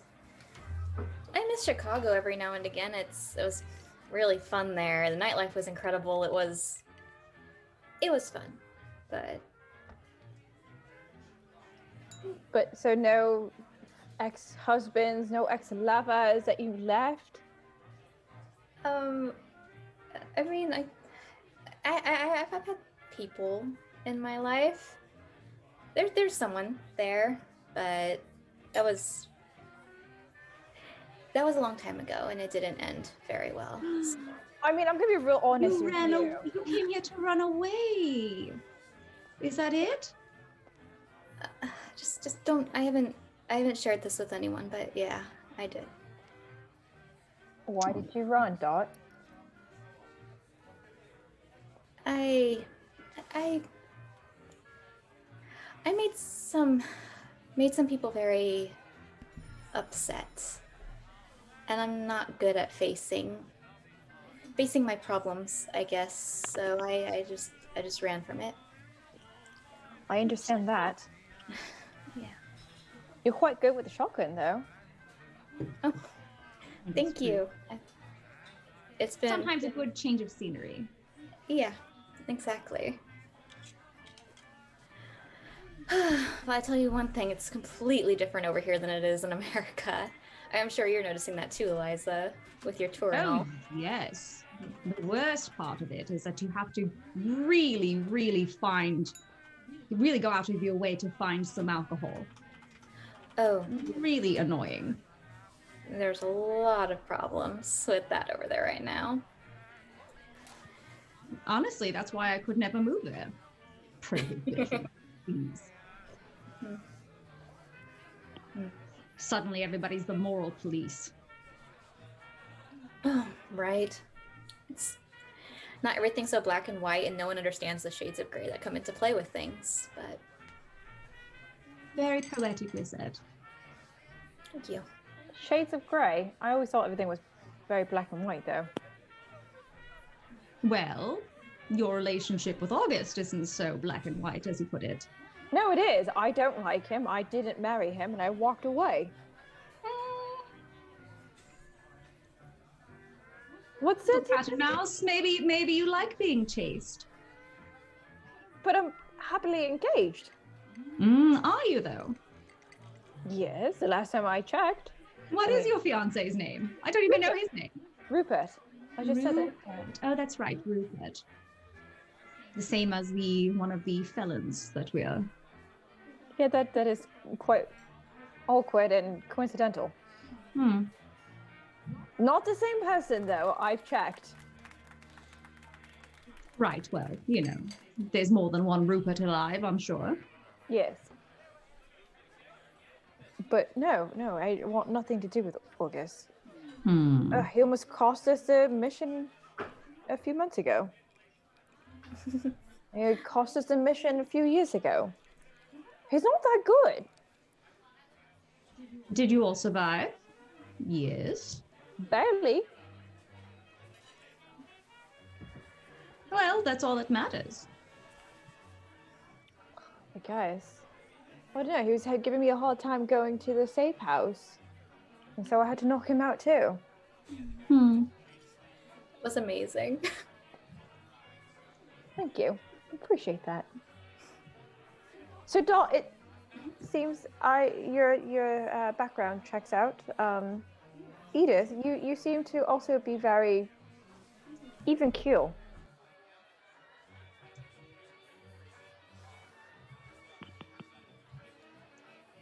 What do you mean? Oh, you're just a nurse, just like Eliza is just an author with an ex-husband who got eaten by a tiger, is it? And Ocelot, I think. an ocelot, yes. And Dot wanted to change the scenery, so I was just curious. You're just a nurse? Just a nurse working my job. Maybe it's stupid. Why did you come to Carnaby then? Curiosity, and also just they needed me on a mission, a specialist. I'm a psychiatric nurse, so doing some sort of casework. Did you know Alan beforehand? Yes, I did. I worked with Alan, yeah. That's why he's here. Or, well, not here, but... Oh, curious if you ever met my sister. My sister Scarlett. She was held up in the psychiatric ward for some time. I never saw her. That was more Alan's department. Fair enough. Tragic. Well, is there any other secrets we want to spill here? Oh, you can't spill secrets all out at once. What's the fun in that? That's true. I think I need more wine. Who needs more wine? And Edith will pour anybody. Probably one more glass of wine before the wine glass. Anyway, with Alan and Edward, what are you guys doing during the morning? The minute I open up the door, I put a cigarette in my mouth. So, Edward, have you gambled before? Couple times, but I'm not well versed in it. No. Good, good. Then I'm gonna need you to help me out. Here's the deal. We're gonna go find these guys at the docks, and the game's dice. So, if I lose twice, what I'm going to do is pretend to tie my shoe, and when he bends down, kick him as hard as you can in the mouth. I'm sorry. What now? Okay. The $2 is I'm going to place it on the ground, and when Right. we roll the dice, if I seem to lose the bet, I will bend over, and when he goes to collect the money, I want you to kick him, and we run. You understand we're working with the police, right? We can't just go out mugging people. Oh, I'm sure we can. I stole one of Edith's pencils. Come here real quick. Come here. Okay. Okay. And I'm gonna draw like a really small, fine pen mustache. Okay. Okay. You're good. Okay, let's do this. F it, let's go. So, do you know how to drive? Yeah, I've driven before. Good. And then the other question I have for you is, do you have any of that alcohol on you? I don't have any right now. I can run back inside and sneak some if you'd like. No. That is a mess in there. Do not go in there. Either that, or we can always stop by a store on the way, a bar. I say we go get something to eat, maybe gamble, use the rest of this fuel. I'm sure they won't miss the car for about 2 hours, maybe. Or we can get. Yeah. All right. Excellence. All right, so that's what it is. Oh, we need to make aliases. What should I call you? Call me Jim Bean. Jim Beam. That is a catchy name. And for you, Reese's. Reese S. Reese S. And my All right. last. Yes. Reese S. All right. Reese S. Pieces. And we head over to the docks where we know those gentlemen are there to gamble with. If we can find them with the car, I am going to see if we can honk the horn as loudly as possible. Are you sure this is part of gambling? I mean, Look, my friends, I have been to all the places and manners across the globe, and I'm a horrible gambler. So that's why you're with me. Because if I lose more than this $3, I'm going to kick him in the teeth, and we're going to run. boy. All right, let's do this. Okay. It's just like the corgi. Just close your eyes and You know do what? it. I did bring her signed book with me. It is a little hefty. Now, is it a hardcover book or a soft cover? Well, all I'm saying is if we're going to have to do this, last time we were here, they had 3 or 4 people with them, and they were quite large. And I'm going to tell you, if you get into anything, I'm not going to fight. That's all right. And Edward will kind of hold his cane up, and he'll just kind of twist the top a little bit and begin to slowly pull out a blade. I got it covered. I push it back and snap it back. Good. So, and as we're walking up, I did notice, though, that you and Dot were sort of talking to each other. Is that a thing? I just need to know before this goes any further. But before this goes any further? No, not this. Not this. I'm just saying, all of us. And I kind of just back up, kind of. Unless, I'm just, oh, okay, come on. Oh, nope, okay. Well, I'm just saying you guys looked really cute together. Well, I appreciate that, but I mean, let's go gamble. Oh, well, good. And we're gonna go see if we can go find those people together. And I'm going to just walk about 2 paces to the side of Edward. Yeah. Do we find them? So you head down to the docks. Edward, you managed to drive the car with your dud leg. It's a little bit awkward, but you manage. Get to the docks, get out, kind of walking around, checking between each warehouse in the alleys, looking to find where these gentlemen are.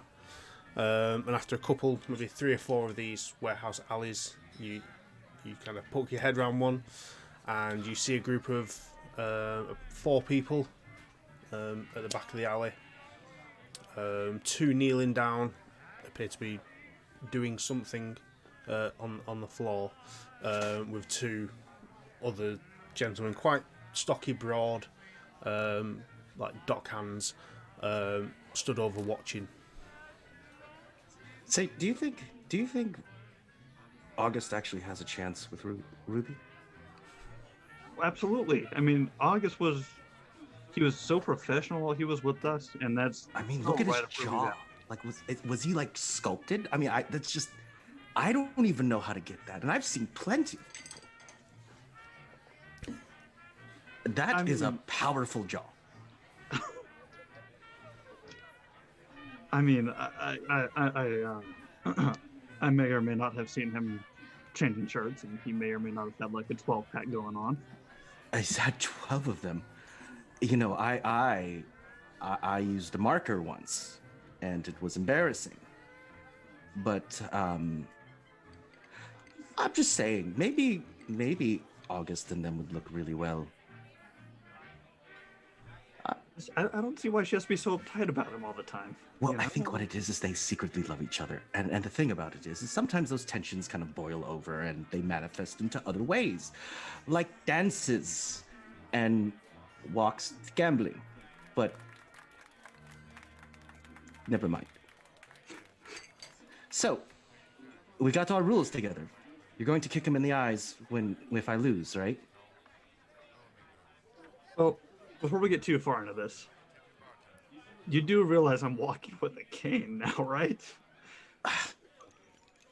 Before we start this, you're really going to hate me, but I'm going to take out the syringe that I originally pre-placked and just give him a dose into his thigh, enough to kind of just get the edge off to numb him a little bit with the barbiturates. And just right into the thick of his thigh, just kind of... What the hell are you doing? Don't worry about it. I've experimented with it myself. Your leg will be fine. Just make sure you eat fiber, because after a couple of days, it'll do a number to your stomach. Why did I agree to this? All Well, right. you agreed to this because Edith didn't want to come, and apparently I have her makeup pen and $5. So I'm planning to make this into $10 because I'd like to go get a meal after this, unless you'd How like do to go you get a keep meal now. finding money in your pocket to start off with 2 and now we're up to 5?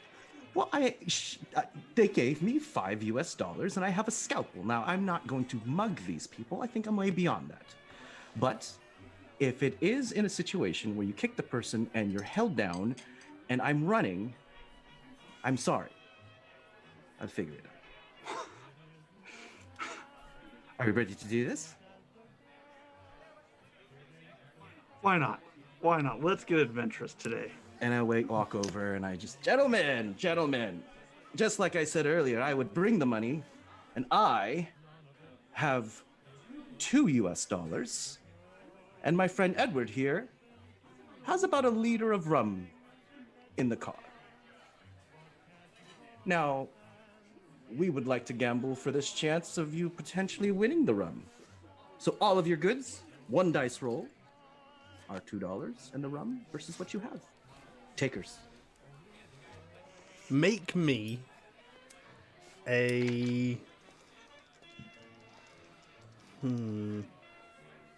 Make me a fast talk roll. Oh no, this is not good. Okay. Oh! I'm gonna use my luck point. I got a 6, and I'm gonna push it by 1 to get a 5. Okay. Okay, so as you walk down this alleyway with these gentlemen at the far end, and your kind of arms out, explaining all this as you approach, you see the two large gentlemen at the back kind of both turn around very slowly, kind of all hunched over, looking very intimidatingly at you and Edward, and the two that were clearly playing some sort of game on the floor stand up, one of them also being a large dockhand, the other one being a slightly shorter, slimmer, very rat-like features, with a flat cap kind of right down to the brim. He's got a toothpick in his mouth, and he kind of turns around, sees you, recognises you from a previous gambling encounter, and you just see a little smile kind of pop up in the corner of his mouth. And he's like, "Alan, nice to see you." All right, again." this guy is a piece of shit. Just know this now. He's logically going to try to cheat us. Now, last time I had here, Edith was able to talk him out of it, and I robbed him of his wallet. He has no idea. So here's the deal. Just watch my back, and if I get in a fist fight, just remember, whatever you see, I didn't scream, and don't tell Edith I cried. Okay, I tend to punch and cry at the same time. It's a thing. It's like a 9-year-old, what happens when they get into fights. It's just something I do. So just careful. No judgment here, buddy. Let's go win you some money, yeah? All right. Hey, assholes. Got the $2 here. I figured me and my friend here are willing to see what we can ride on. We've got a couple of really, really filled bottles of alcohol in our car. Barely know this guy, just drove him down here. Then I'm hopped up on barbiturates. Then I have no idea who this person is. He this kind of leader figure of this small pack of gentlemen looks at you and goes, okay, you know, I fancy a bit of fun. All right, let's gamble. I've got a couple of watches that I've won, won, taken, now own, and a bit of cash. Yeah, let's do it. One roll. I'm winning my watch back this time. Okay, so if we're doing this, Yes. we're rolling dice. We're playing crap. Yes. Let's do it. How many dice you got? I got 2. Okay. You roll, I roll. Yep.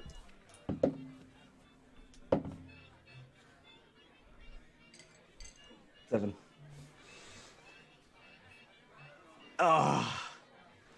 I when I see the 7, I lean down and I just go, oh, sorry. Oh my God, is that dog shit in my hand? And I see if he looks down. At the dog shit, at your hand. No, I just kind of look over and I just kind of go, please, can you? My back is given out. If you don't mind, can you check this roll? Stupid glasses. What does the red dice show? The guy kind of leans forward. And I cover it. Stupid arm. He's paying attention. He's like, I think I've won here. And he's kind of he's looking. Just so you're aware, whilst you've kind of moved into position to roll these dice, the other 3 gentlemen are in a semicircle behind you. You and Edward. But yeah, he's leaning down. He's looking. He's like, that's 1, 2, 3, 6. So that's a 7, mate. 7. I rolled 10. I'm just gonna look at Edward to see if he kicks him.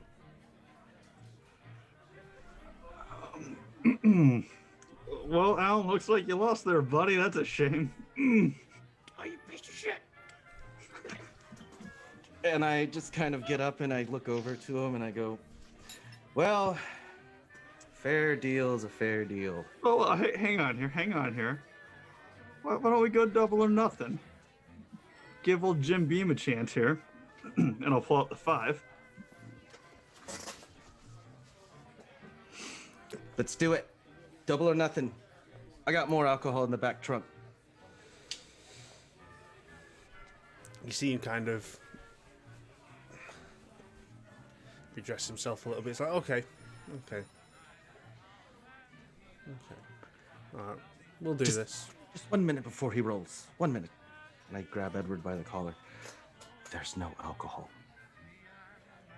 No shit. Yeah, I know. These guys are really gonna hurt us. I gotta be honest with you, man. Edith is the fighter out of both of us, and she's really good at running.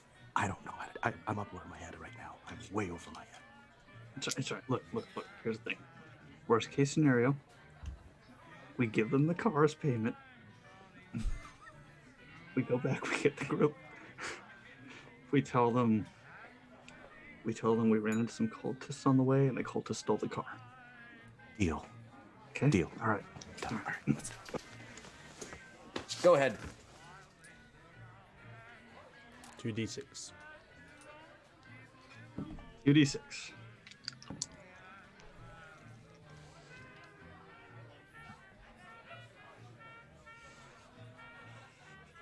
Oh, shit.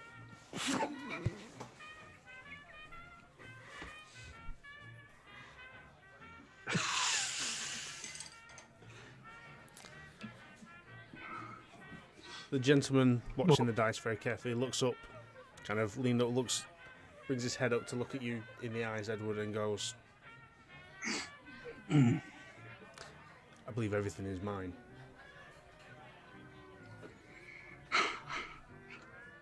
I believe you are right, sir. Well, Empty your pockets. gents, we won't... I'm sorry, what was that now? Empty your pockets. Well, No, I no. mean, And the You three can other deal for gentlemen $5. step in, and it just becomes like a wall of flesh behind you. and I as they go shoulder to back shoulder. up. I back up. Into the three And gentlemen blocking your way. Oh, they're behind me. Sorry. I go forward, and I pull out my gun. Oh, God, we're doing this. All right. Okay. Edward will pull out his dagger. We'll slowly walk away. See if they let us walk away from this. So the main guy, the slim guy with the toothpick, he's like he stands up, takes a second to look at the gun, takes the toothpick out and goes, "This is how you want to play it?" That's a water gun. I take the car. Just trust me. We're out of here. Get the fuck out of here. We gotta get out of here. That's also fake. Let's go. The three gentlemen kind of part slightly to let you through, but the main guy's like that with his hand out, waiting for a set of keys. And I throw him a set of keys. Or I didn't drive. Edward did. So. You know what? I think I left the keys in the ignition. Let me go get those for you. The meat wall closes. Fucking idiot. All right. Oh! Look at that. There they are. Yeah, I thought they would be. Yeah. Yep, that's them, all right. And he just kind of grabs them out of your hand and goes, "Cheers, mate." Cheers, indeed. Well, you win them and you lose them. And we, at least we have a nice walk to come up with how we're going to explain this one. I mean, while we're doing that, you can tell me. Let's make a bet.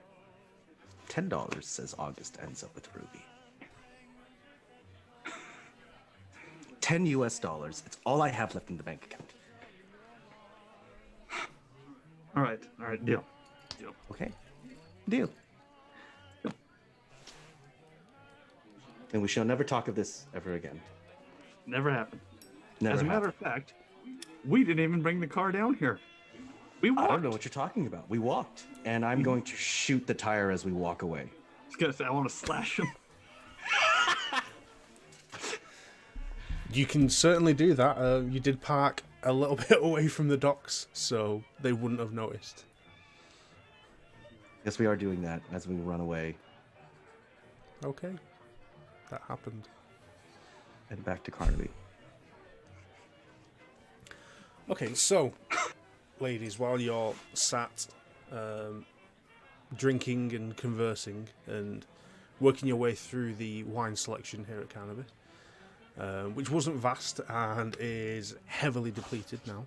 There is about half a bottle of wine left out of everything that was there. It is now about 1 o'clock in the afternoon, because it was the morning. And you're kind of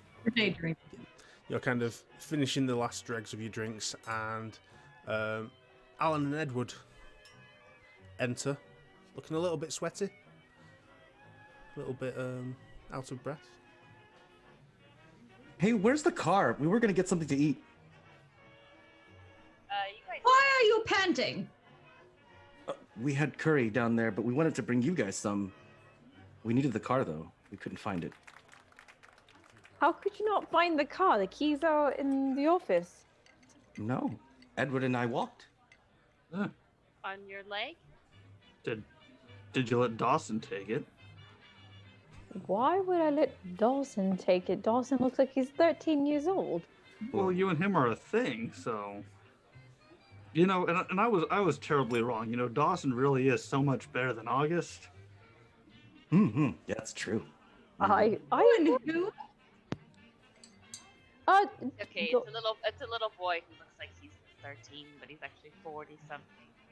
Exactly. He yells and he smokes cigarettes and he sells papers. Right. Okay, but let's get back to why. Would you not take a car over there, being as you have to walk with a cane? I shot him with drugs. The good doctor says it's good to stretch it and walk on it from time to time to work on getting my mobility back. What good doctor? With drugs. Wait, what good doctor said this? Dr. Goodman. I took him Alan? to a clinic.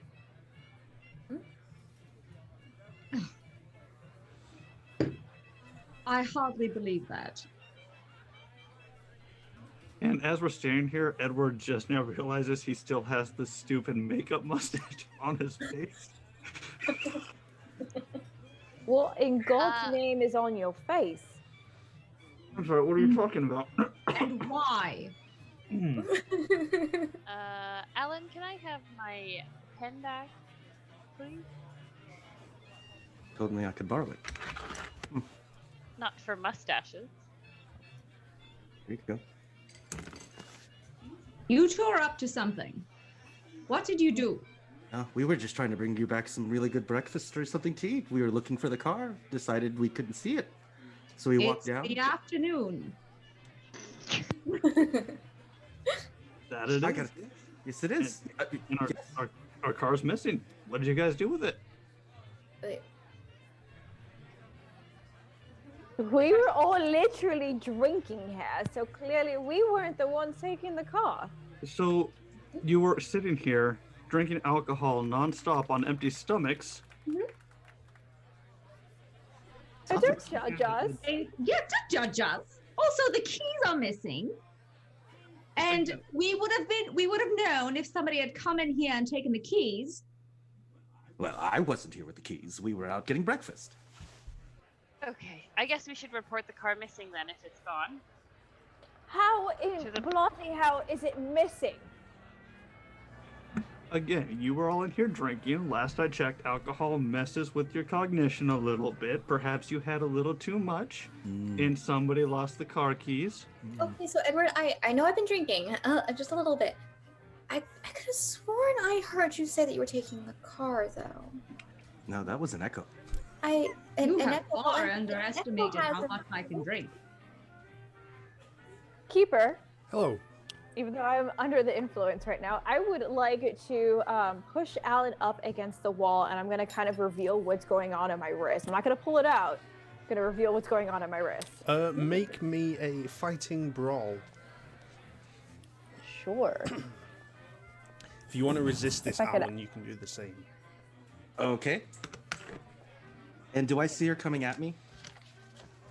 Yeah, she stood in front of you. Okay. Let's see. Where is my brawl again? I'm sorry. Fighting Right second under column, fast talk. near the top. Thank you. Yeah. Oh, that's a total succeed. I got a 28 and I have a 50 for brawl. I am, as I see her kind of walking forward, I start backing up and I just start screaming, Edith, Edith, Edith, Edith, Edith, Edith, Edith, and I just start kicking my legs like on the ground. Okay. So I'm gonna show him what's going on my wrist. I swear to God, if you do not tell me where this car went, I'm gonna have to report you to the British intelligence. And I don't think you want this going on in your neck. What do I see? It's a hidden dagger.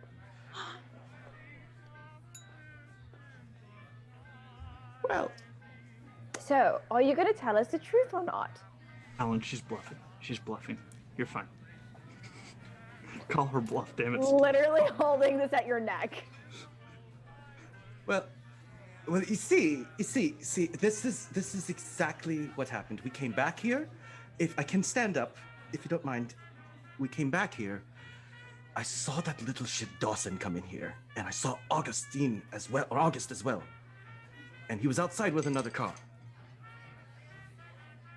First off, his name's not Augustine. It's August. Secondly, August isn't here. He's in America. You want to try that again? Oh shit. Also, didn't you That's- say you were going to take the car? We were going to, but when we walked outside, it was missing. Strange.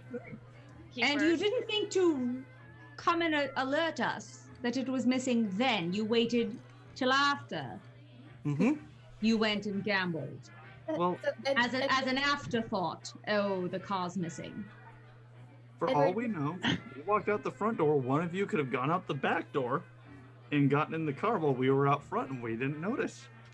Edward, you have this funny thing about you. When you've been lying to people, you have these little dimples in your cheeks that show, and your dimples right now are giving you away, buddy. I swear. I swear it. Keeper.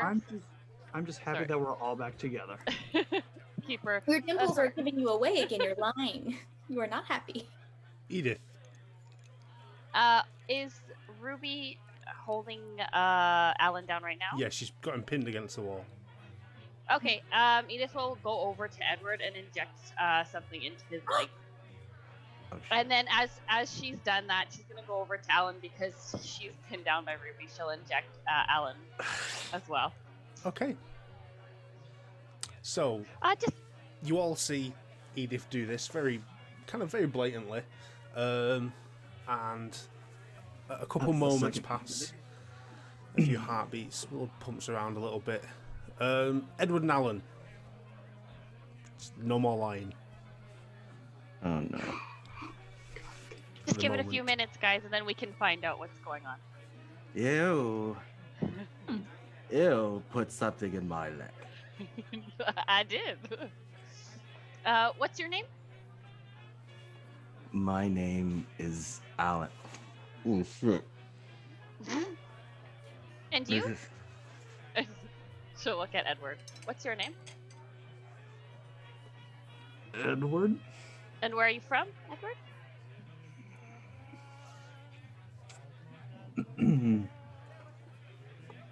Boston? Okay, now tell us, what happened to the car? Well,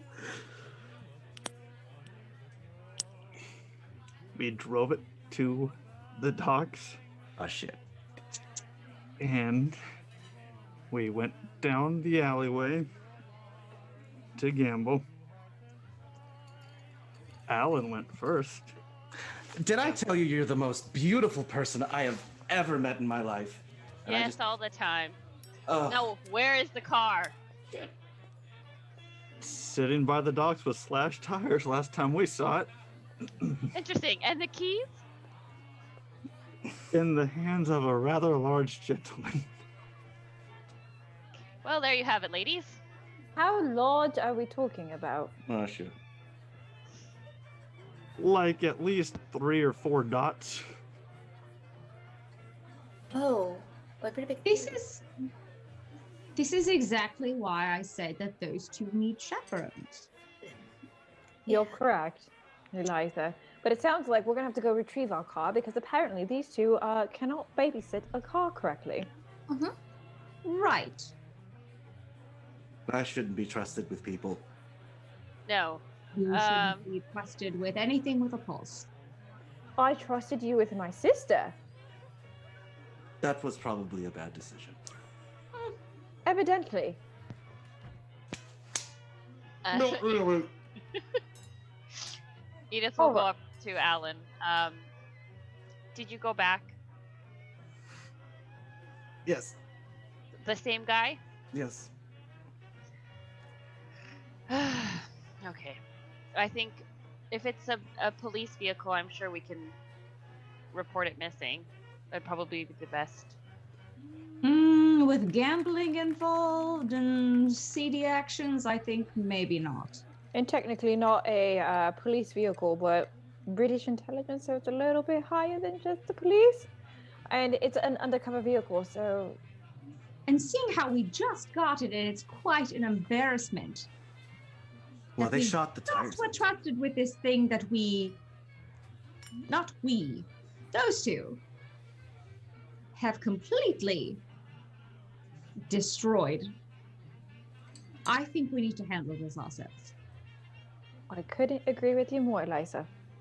We did bad. We did real bad. It was not my idea. Not Edward's either. We read it off of. I mean, yeah, it was my idea. Mm-hmm. Right then. So, Dot, pack your shotgun. shall we go into the safe? Ooh, okay. This is fun. This is fun. Let me go get my carrying case really fast, and Dot's gonna go over to her area where she normally keeps like her camera and her tripod case for her rifle. For her rifle, and she's gonna go and grab that. Orango, we're liquored up and we have weapons. I have all of my weapons on me. Okay, so after getting the truth out of Edward and Alan, the ladies of Carnaby Street get tooled up, ready to go and claim back the lost car, and we're going to go and have a break while the ladies get ready for this. So yeah, gonna have about a 10-15 minute break. Thanks for watching so far. We will be back shortly with some interesting developments. Yeah, so don't go away. We'll see you soon.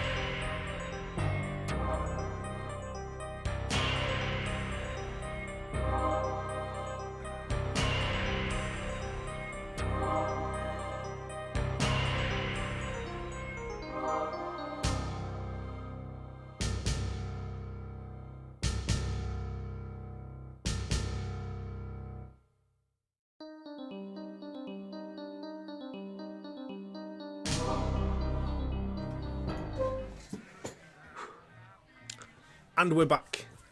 Thanks for bearing with us while we had our little break. Where were we? Where the hell were we? Okay. We were getting armored up. Ladies, you are now all tooled up. You are fired up. You are liquored up. Your car has been repossessed by some shady people that you now know of. So, Alan and Edward, you're still drugged up with something that seems to cause you to be unable to tell a lie currently. Ladies, you have your weapons. You have a task at hand. What are you doing? What's everyone doing?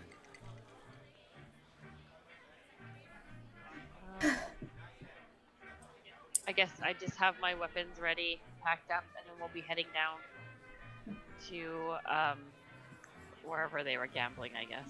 Mm-hmm. I'm ready to fix bad decisions with worse decisions.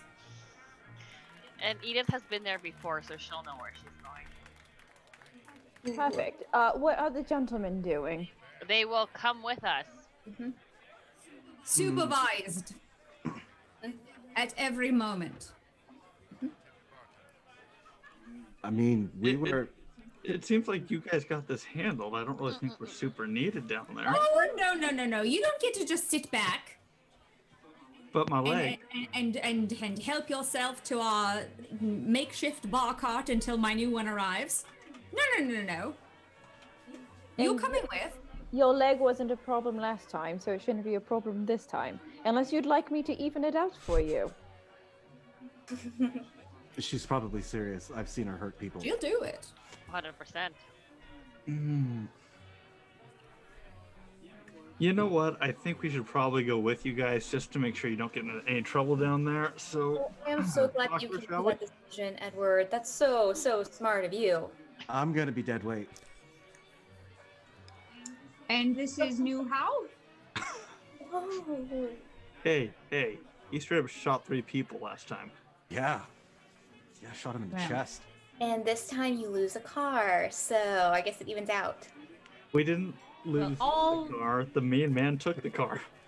Yes. I know exactly where the car is at. Mm-hmm. And Well, all dice were not- jokes and jabbing aside, you don't get to just sit back and let us handle this. You're coming with us. Edward, quickly, come here Don't for a stab moment. me with anything again. Hmm? Sorry, what was that? I just had a question for you. Sure. Tell me, what are your thoughts about Dot?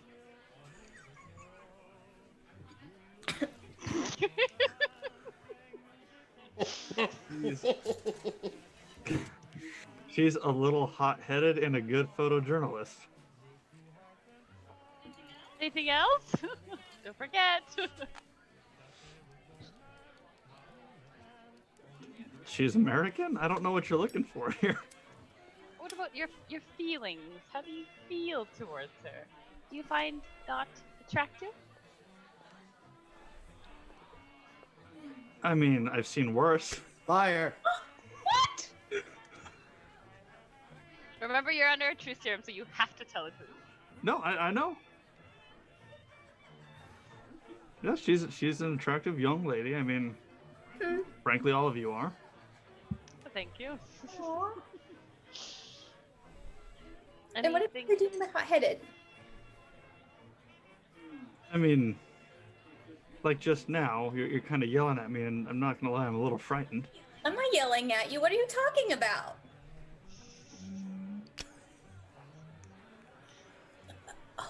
Oh, I'm sorry. Oh, maybe you should eat something before we leave, Dot. Oh. Did you have okay. anything to eat today? No. Okay, let's grab something to eat before we go. Oh, okay. I think I had. Oh, I still have some croissants.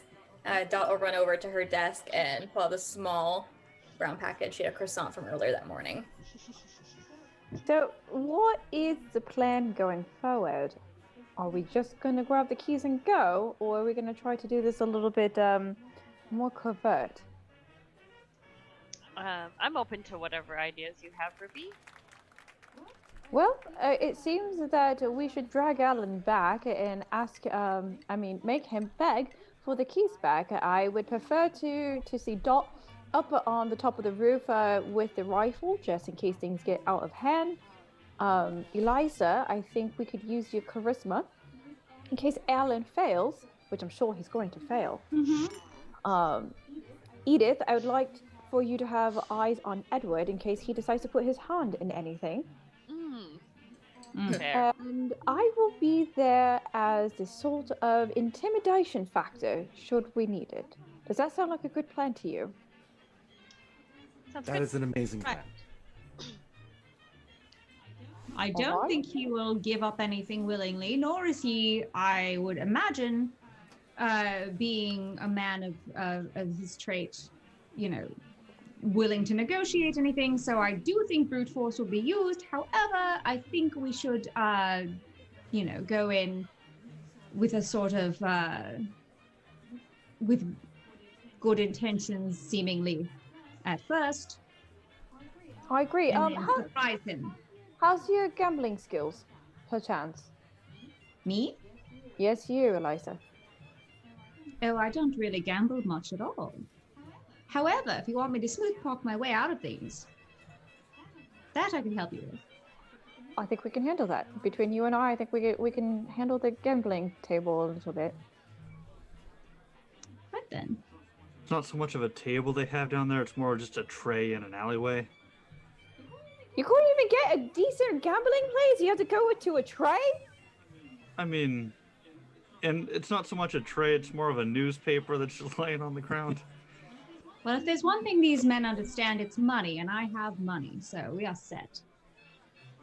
By the way, can I borrow $5 more? I lost mine. No.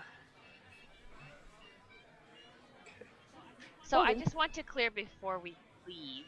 We're not going to do our typical shoot first, ask questions later Carnaby style. No, our smash and grab probably. I don't know. I think it would be best to, since we are trying to save face here with a car that has been generously gifted to us that we don't want found out, that we had irresponsibly lost. I think we should try to sort things out smoothly as we can, and then if not, do things as we usually do. Fair plan. Alan, do you have a problem with this? Absolutely not. I think it's a decent plan. Decent. Are you lying? Yes. Yes, I am. What fallacy are you seeing here?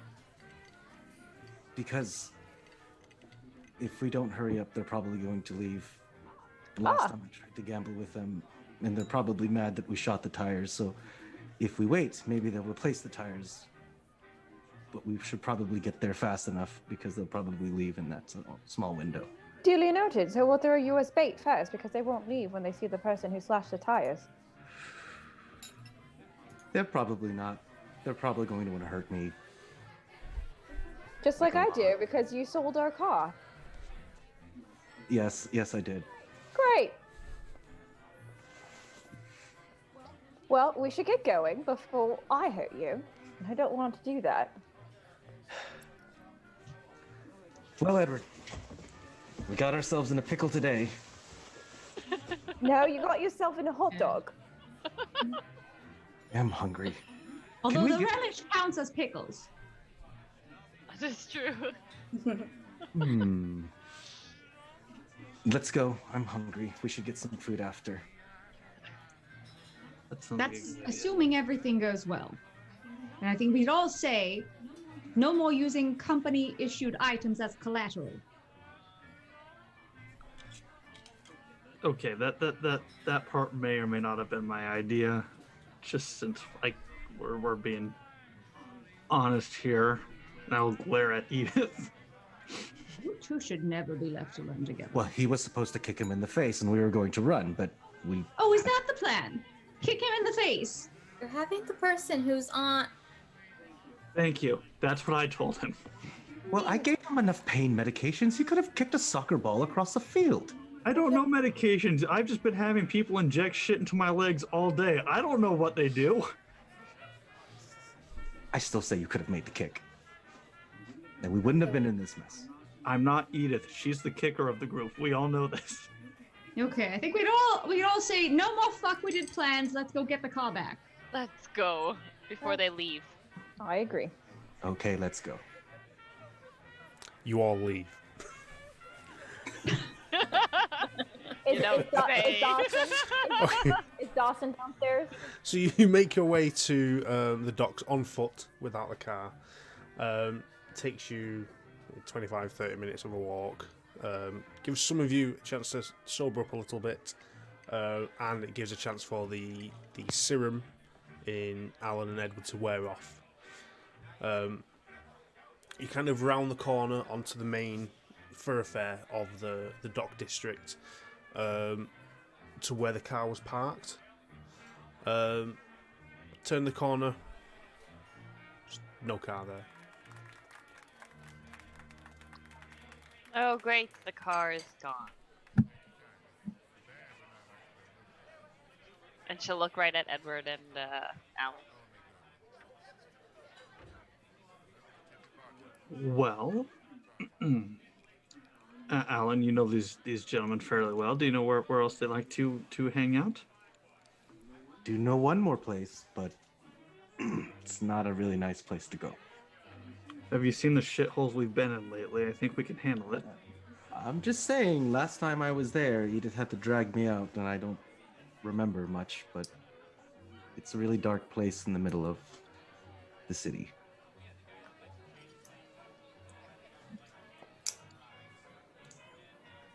Well then, Edith, do you remember where this is at?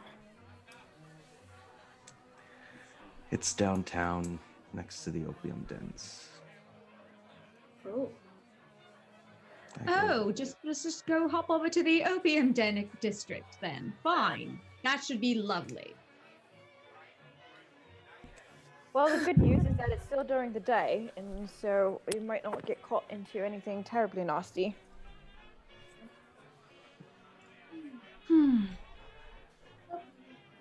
About how far is that from where we're at right now? It is probably about 10 to 15 minute walk. Get there. Well, that's not terrible. For us. I don't know for Edward. Oh, yeah. I'd No, find I it. think you deserve it. It's feeling fine right now.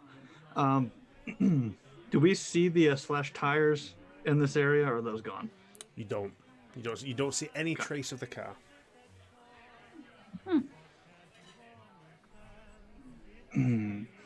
Shall we? Lead the way. Yes, we shall. And I walk him towards the same pathway I go after I get back from the asylum. So you guys head further into the centre of London, kind of making your way into the more cramped, squalid areas.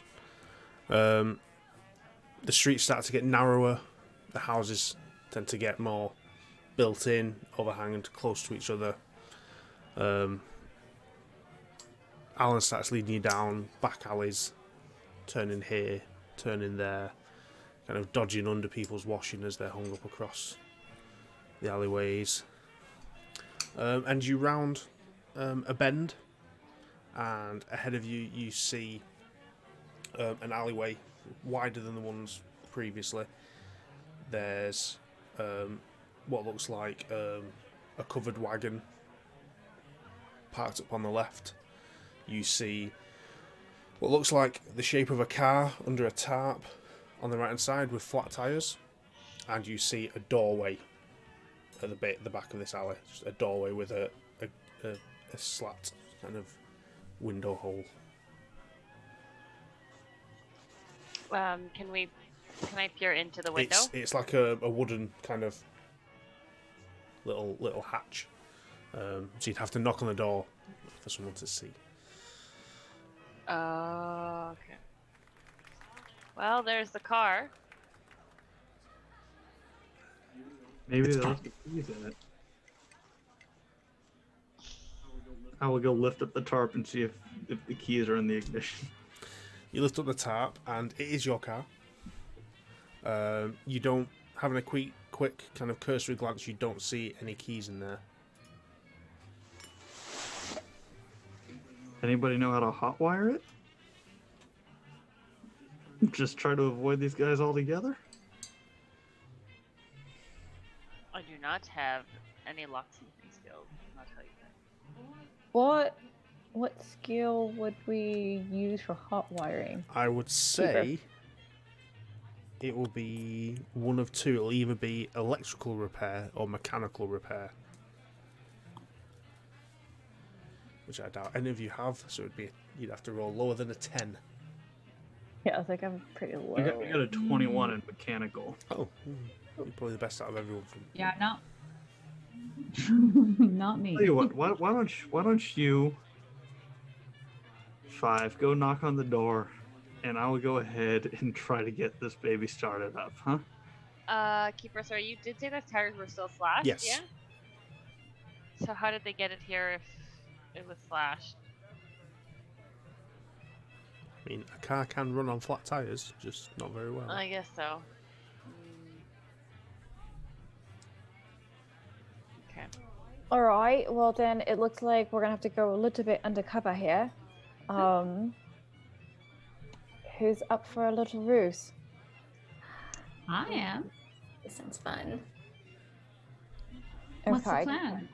Alan, Edward, can I trust you to hotwire this car while us ladies go inside? Of course you can. Of course you can. I think somebody should chaperone them. It's a good idea. We're not children. Says Oh, the two hey. who got the car stolen. Lost the car in a friendly wager, not stolen. Well, they really can't go anywhere without the keys, can they? Unless they do successfully hotwire, but they're not really. They can't get too far without us. Is what We I'm would- thinking. All right. Who's going into the club with me? I am, but what is our plan? Who are we? What are we doing? Well, What are we? I think we need to find a gambling circle. This kind of seems that this is where we've arrived to. So I think once we find the gambling area and we throw down a little bit, Eliza, I think I would have to rely on you to throw down some money for some gambling. We can get some answers as to who these people are and why did they actually take our car here. Are any of you good? Particularly good at pickpocketing?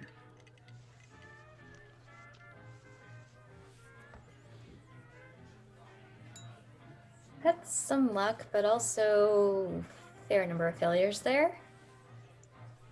I would say if we do, what if we were, if it was like a birthday or a bachelorette night, or just fun time we were all having, and in our drunken party atmosphere, we sweeten up to these fellas and one of us just tries to grab the keys. I've got the gift of gab, so I can keep them a little busy.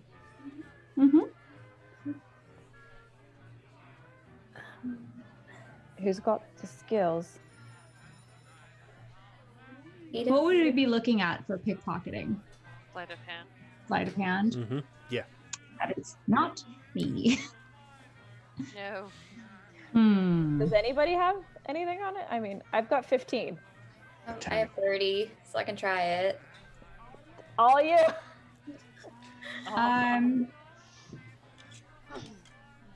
Yeah, no, I have. Where is it? Like 25? It's not bad. Should I try it? I would say so. You're a bit better with talking than I am, so I'm afraid I might be problematic there. Okay.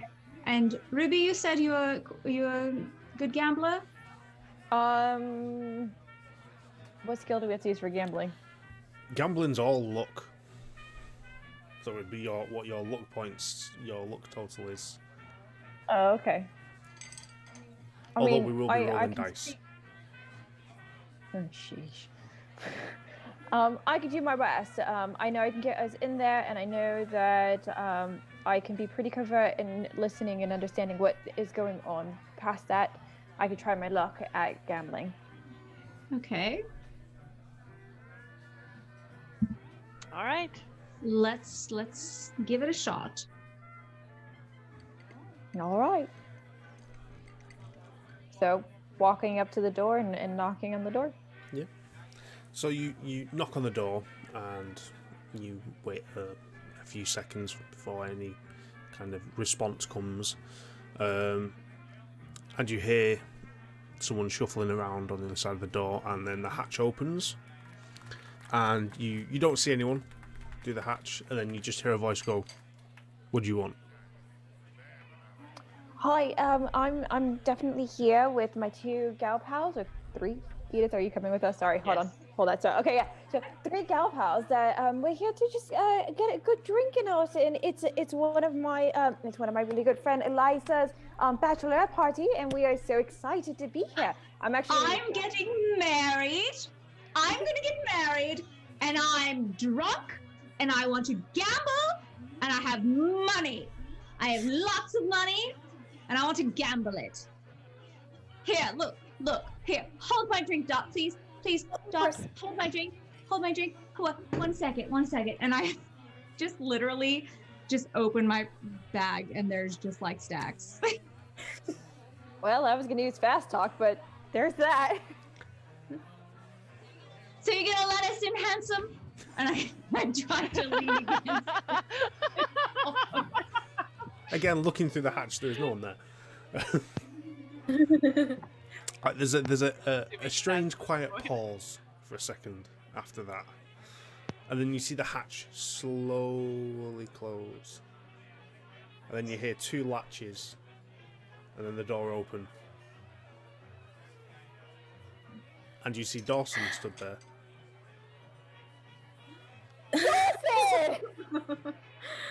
And he kind of looks at you all, and he just goes, "Fuck." Dawson, darling, what are you doing here? Working? Really? This is Shh. well. Okay, well, we need to get in here because 2 people over there screwed royally up, and somebody here has the keys to our car. Yeah, that'll be Jimmy. Come in. Do you know where's Jimmy sit? And he just points, and he's like, he's the one that looks like a rat. Jimmy the rat. Yeah. Oh. His teeth. Yeah, and anything I need to know about him? He gambles. He cheats. He's got men. How many men? I mean, there's 2 of him now, but you know, some more might come later. I don't know. 2. Where are they at in the room? And he just blatantly points over. It's like you just see 2 very, very gorilla-like large dockhands sat on either side of, again, a lean, shorter man with a very rat-like features, who's sat at a table with 2 other gentlemen playing some sort of card game. Is Jimmy married? I don't think he is. Excellent. Eliza, you know what to do.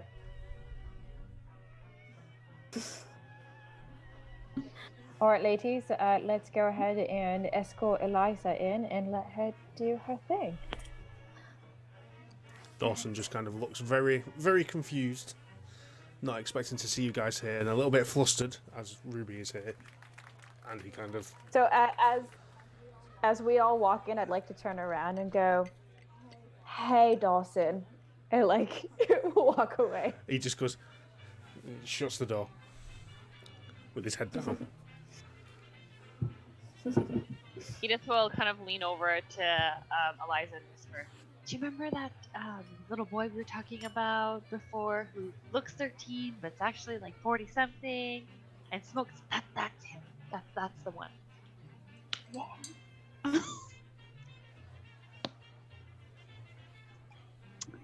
Right then. Okay, let's go. And we'll head in. So you head into this building. Now you're on the inside. You get a proper look of this place, and it does appear to be a makeshift bar.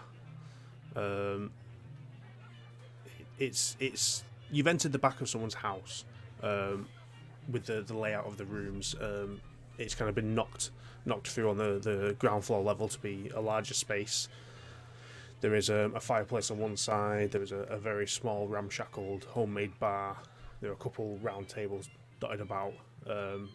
One larger one being in the corner, which is where Jimmy's sat with his two goons, and two other gentlemen sat playing a game with him. One thing you do notice, you can see the cigarette smoke in the air, but you can also, there's a slightly sweeter smell in the air coming from, you can see that there is a staircase and it's kind of coming from that way. A slightly sweeter smoke coming from up there. Just kind of sizzles on your nostrils a little bit.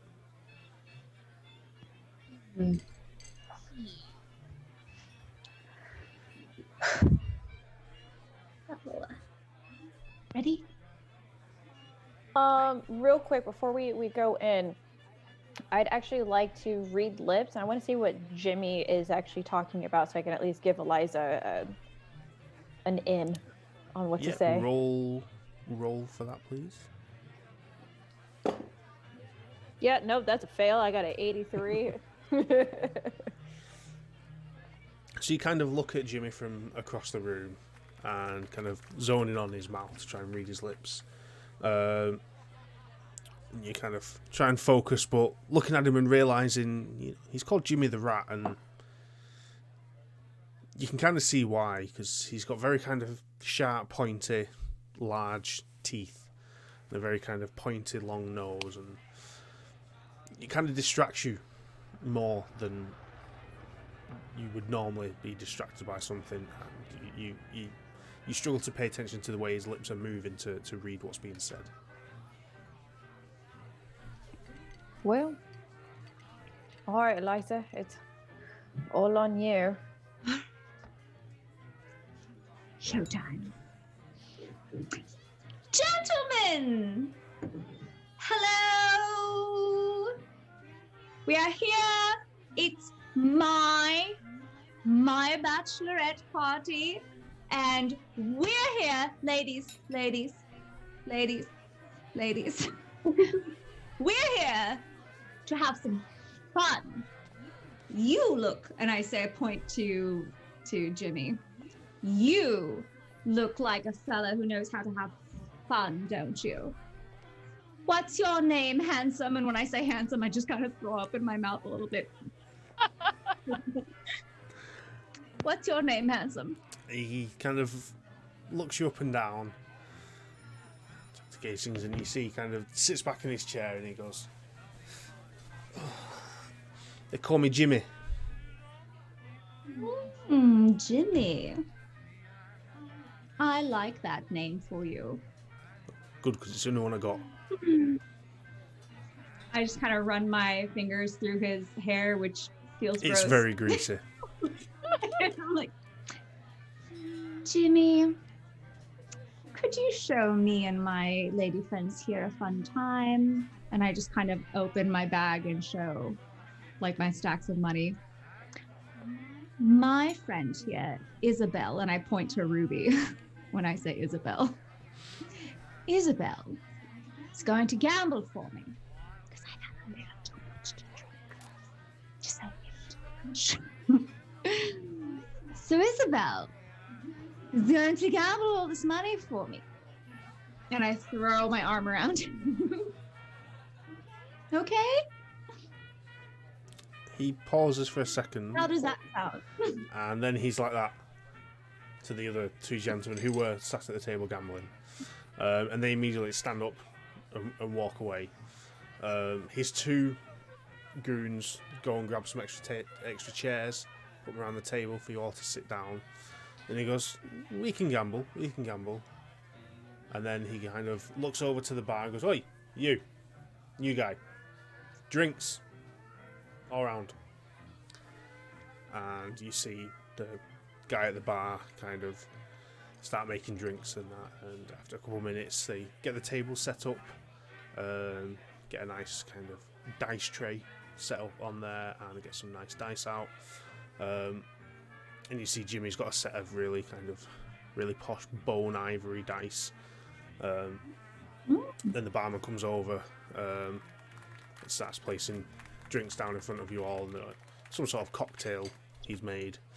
The bartender just kind of smiles and walks away back to the bar.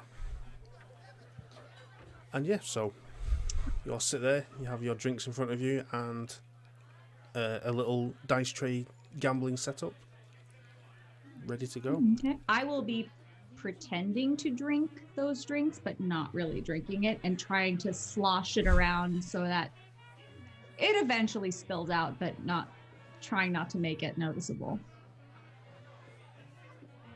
And I look over at Dot just to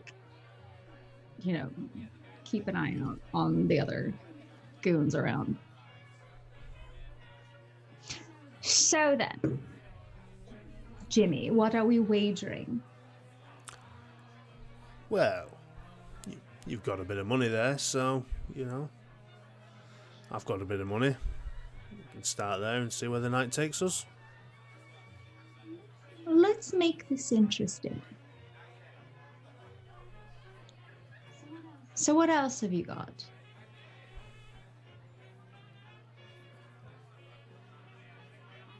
I have money. I have lots of money. But if you can throw in anything else. And I take one of the rings off my finger and I throw it off on the table.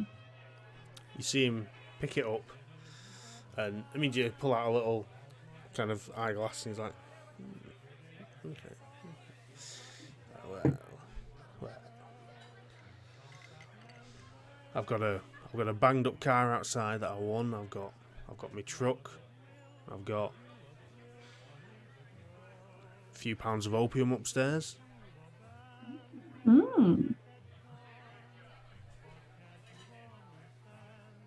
It's not cheap.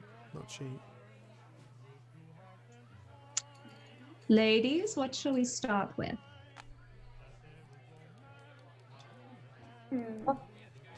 I think a warm-up round would be nice and then we can up the stakes. So shall we start with the opium? Sure. Let's start with the truck. Let's start with the opium. The opium is a good idea. Let's go there.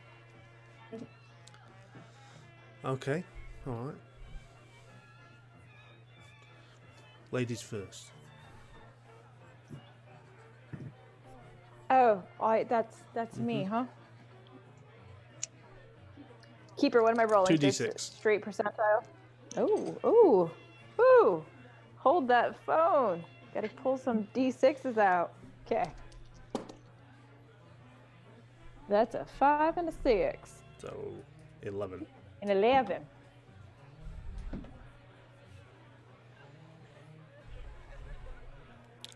He rolled an 8. And he's like, beginner's luck.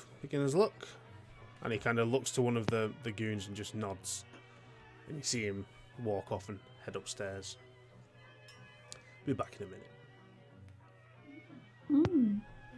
And throughout this interaction, Dot's going to be surveying just to see if anyone else is coming in or passing by, and keeping tabs on how many people are around. Yeah. Looking around, no one since you guys have entered, no one else has entered the establishment. The two gentlemen that were gambling both went upstairs. There's a table on the opposite side in the fireplace opposite the bar. There appears to be two gentlemen sat there drinking, just kind of hunched over, keeping themselves well out of the situation that you guys are in. They don't want any involvement. And just the bartender. Then after a minute, the goon comes down and puts a package on the table on your side, wrapped.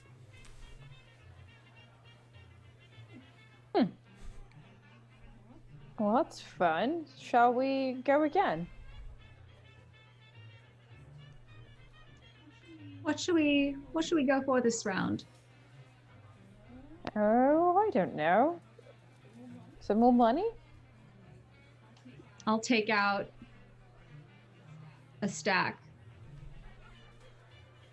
for my person, slam it on the table. But I'll also take my pearls off, throw it up on top.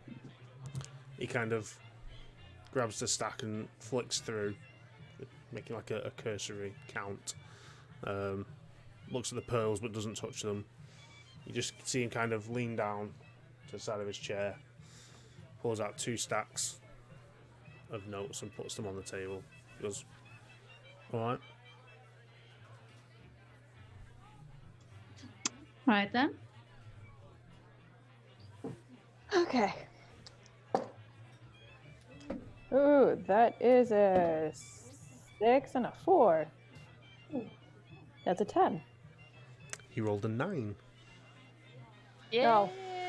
You see him kind of visibly exhale loudly. He's like, Okay.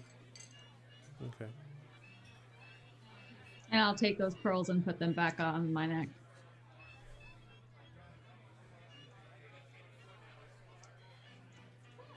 Well, shall we make things interesting? What are you thinking?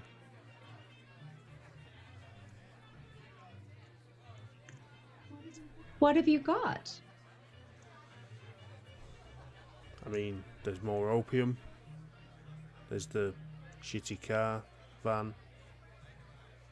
Got some money. What you got?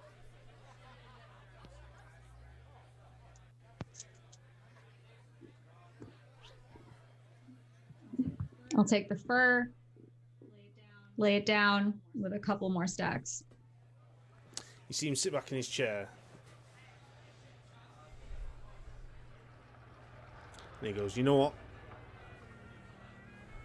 You look better without the fur on. How about this? I win. I get you. You win. You can have the cars. You can have more opium. Bit of cash. But again, Edith if I will win, take it. you stop here."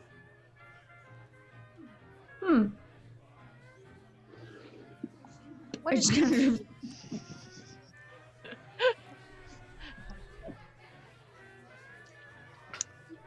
You're on. Sorry, a shitty car? Is that what you're trying to give us? It's the one parked out front. Oh well, outside with the tarp over. It's an alright car, but it needs new tyres. Do you have? Will you give us tires with it then? Not much of a deal for us if you're giving us a car with no tires on it. I can sort that out. For you. Okay. We got a deal?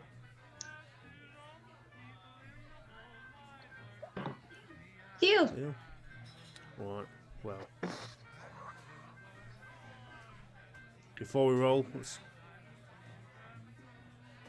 quick cheers.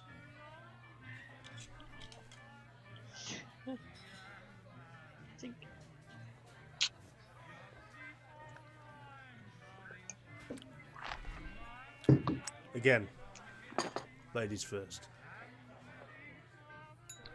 For the record, Ruby only puts it in her mouth and just keeps it there. She doesn't actually swallow it. Edith will also take a sip and just like spit back in the glass. And I had done that. What did Dot do? Uh, Did you Dot drink it? Me? No, Dot. Did Dot drink it?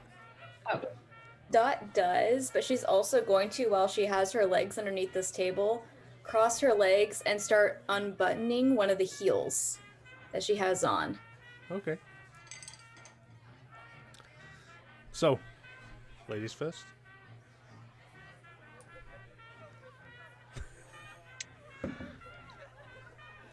That would be a 12.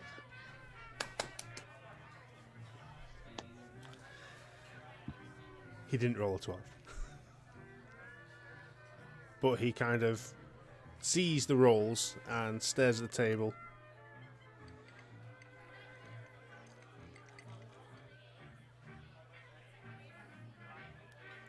He's like, you know what? I don't like this game.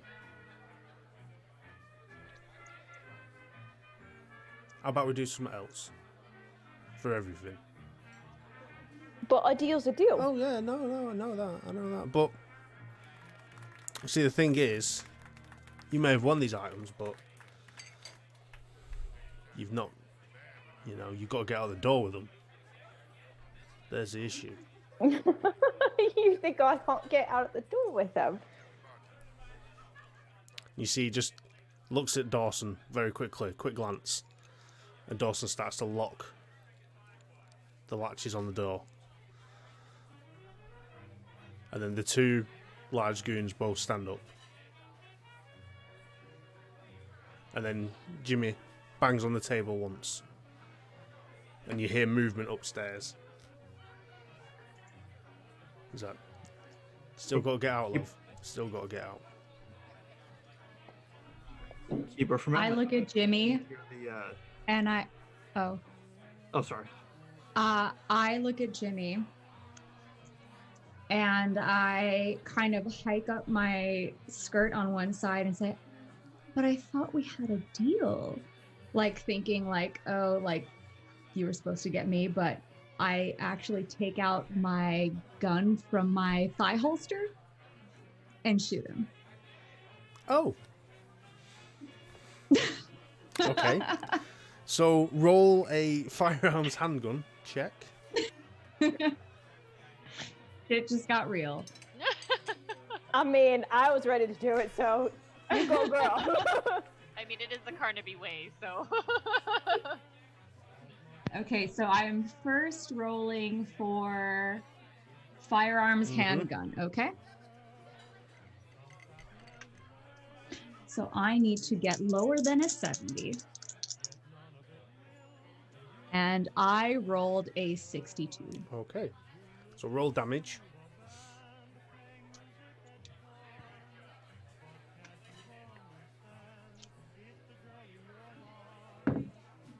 Nine points. Okay.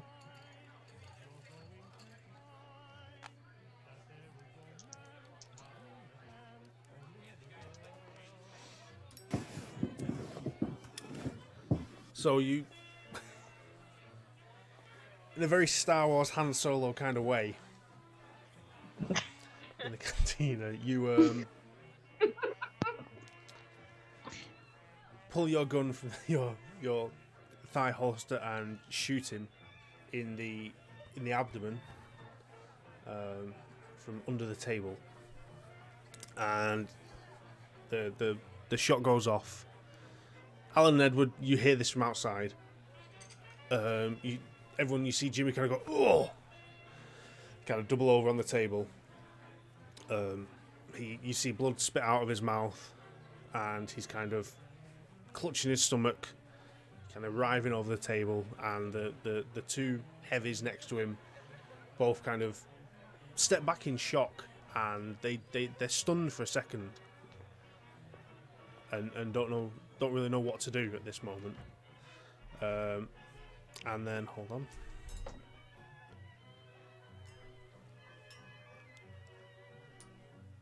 One second, I need to do a roll quickly. Okay. And as you kind of all not expecting Eliza to do this, seeing the two heavies go and stop. You see that one of them, the left half of his face gets blown away. As Dawson, who stood at the door, is like that with a shotgun. Edith will draw her weapon at the other. And can I pick Jimmy's pockets for see if there's a key there? Any car keys? You can, but there's still another heavy there. Well, I was gonna say, how close is the other heavy? Because I'd like to be able to get the jump on him and literally whip out my piano wire and get it under his neck or over his neck. You're literally all about that far away from him. He's right next to you now. Cool. So as this is all happening, I'd like to basically like jump onto the table and like get as tall as I can as him and like jump on his back with the piano wire. And so just, like, make me get his neck. a dex check first. And Keeper, while she's doing this, Dot would also like to take off the heel that she just unfastened to follow in and try to stab him in the side with the heel. Who are you stabbing? The big guy that's right next Okay. to us. So make me a fighting brawl for that. So for that dex, I got 18. Okay. And my dex is 25. So you succeed on that. And then make me a fighting brawl as well. Okay. Your piano wire. That is a 41, so I succeed on that as well. So roll the damage first. What did Dot get on that attack? She got a hard Hard success. Okay. So Dot, roll me a d4 plus your damage bonus. 3. So would that technically be an unarmed or? No, For- it's d4. I'm doing it as a makeshift weapon. Oh, okay, perfect. So it's 3 on the D4. And then what's the damage bonus? I'm It'll sorry. be in your combat bit. Oh, another D4. Thank you. Ooh, 4. So it's going to be 7. And 6 from the piano wire. Yeah. Mhm. Okay. So we'll play this out. So Eliza shoots Jimmy in the stomach from under the table. Dawson, immediately reacting, whips out the shotgun that he has next to the door and shoots one of the heavies in the head as they stand up to kind of engage. Rubi, being very dexterous and a spy, immediately leaps onto the table, jumps at the other heavy, whipping round his back with piano wire and starts to kind of choke him back as Dot whips her heel off and jams it into the side of this guy in between two ribs. The heavy, he crumples to the floor as he's been, one, choked out with the piano wire, which is also kind of lacerated into his neck, and then he's been stabbed in the side with a heel puncturing a lung. So he's fucked. He's fucked. He's on the floor bleeding out now with Ruby on top of him. The other one's brains are all over the wall. Edith, you have been slightly splattered with a little bit of brain matter. Just letting you know that. And Jimmy's kind of, at this point now, doubled over on the table, slowly gargling blood as he fades from existence. Edith will have her handgun out, or her pistol, and she'll just kind of look around the room at the bartender and the other two people sitting in the room. What do they look like? The two people at the other end have literally kind of stood up and put themselves as against the wall, the back wall, as far away as possible, just like that, in shock and horror. Bartender's still behind the bar, kind of got a glass in one hand and a dirty rag, and is just like looks a bit shocked. So she'll go around and check them to see if Jimmy has keys, if everybody's over. Yeah, doing a quick look around, you do find a pair of keys in Jimmy's pocket. The sound you heard from upstairs, when Jimmy banged on the table, you do see two people had started to come down the stairs. saw what happened immediately after and went back upstairs. And there is no sound coming from upstairs now. That might be a problem we have to take care of. I give Jimmy one last slow shove off the table onto the floor. Grab my fur. Shall we? We shall. Just grabbing all of the monies and things back into the fur. Ruby flips on her brass Right knuckles then. in her face. No problem. You see Dawson, who's stood at the door with the shotgun, a little bit rattled by what he's done. He unlocks the door and kind of pushes it open. And he's just like...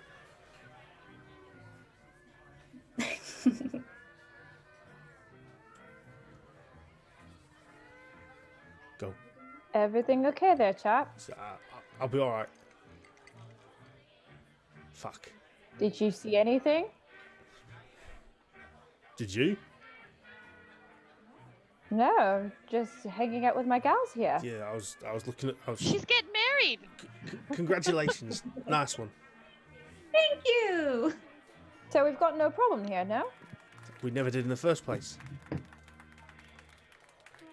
Great. Perfect. Before we leave, Edith will look at the barkeep and ask for a rag. Say again. She'll ask the barkeep for a rag, like to toss her a rag, Oh, like a cloth. yeah. He kind of just he's just like, and gives you the one he was cleaning the glass with. Thank you. And she'll kind of just like clean up a little bit from all the best she can. Edith, can I use that? I need that. Oh yeah, for sure. I Hand clean it off the piano wire real quick. And you exit Oh. the building. Yes. Yeah. Yeah. Okay, so Alan and Edward, you were outside trying to hotwire this car. Did you roll mechanical repair at any time during all this? I have roll not. roll for me quickly. Yeah, no. That's a fail. Yeah. So while you're fumbling around in this car with the tarp still over the top, so you can't really see anything because it's dark, but you've not gauged the concept of taking the tarp off as it's mid-afternoon. You hear this gunshot go off inside, and then you hear a very loud gunshot go off. And then you kind of climb out of the car, and then the door opens, and you see the ladies walking out, and Edith kind of cleaning off a bit of blood splatter. Could I add real quick? Is Dawson right there still? He's just stood at the door like that with his gun. I'm just gonna give him a little peck on the forehead. Okay, he could just goes, Thank Okay, you, bye. Dawson. he just freezes up.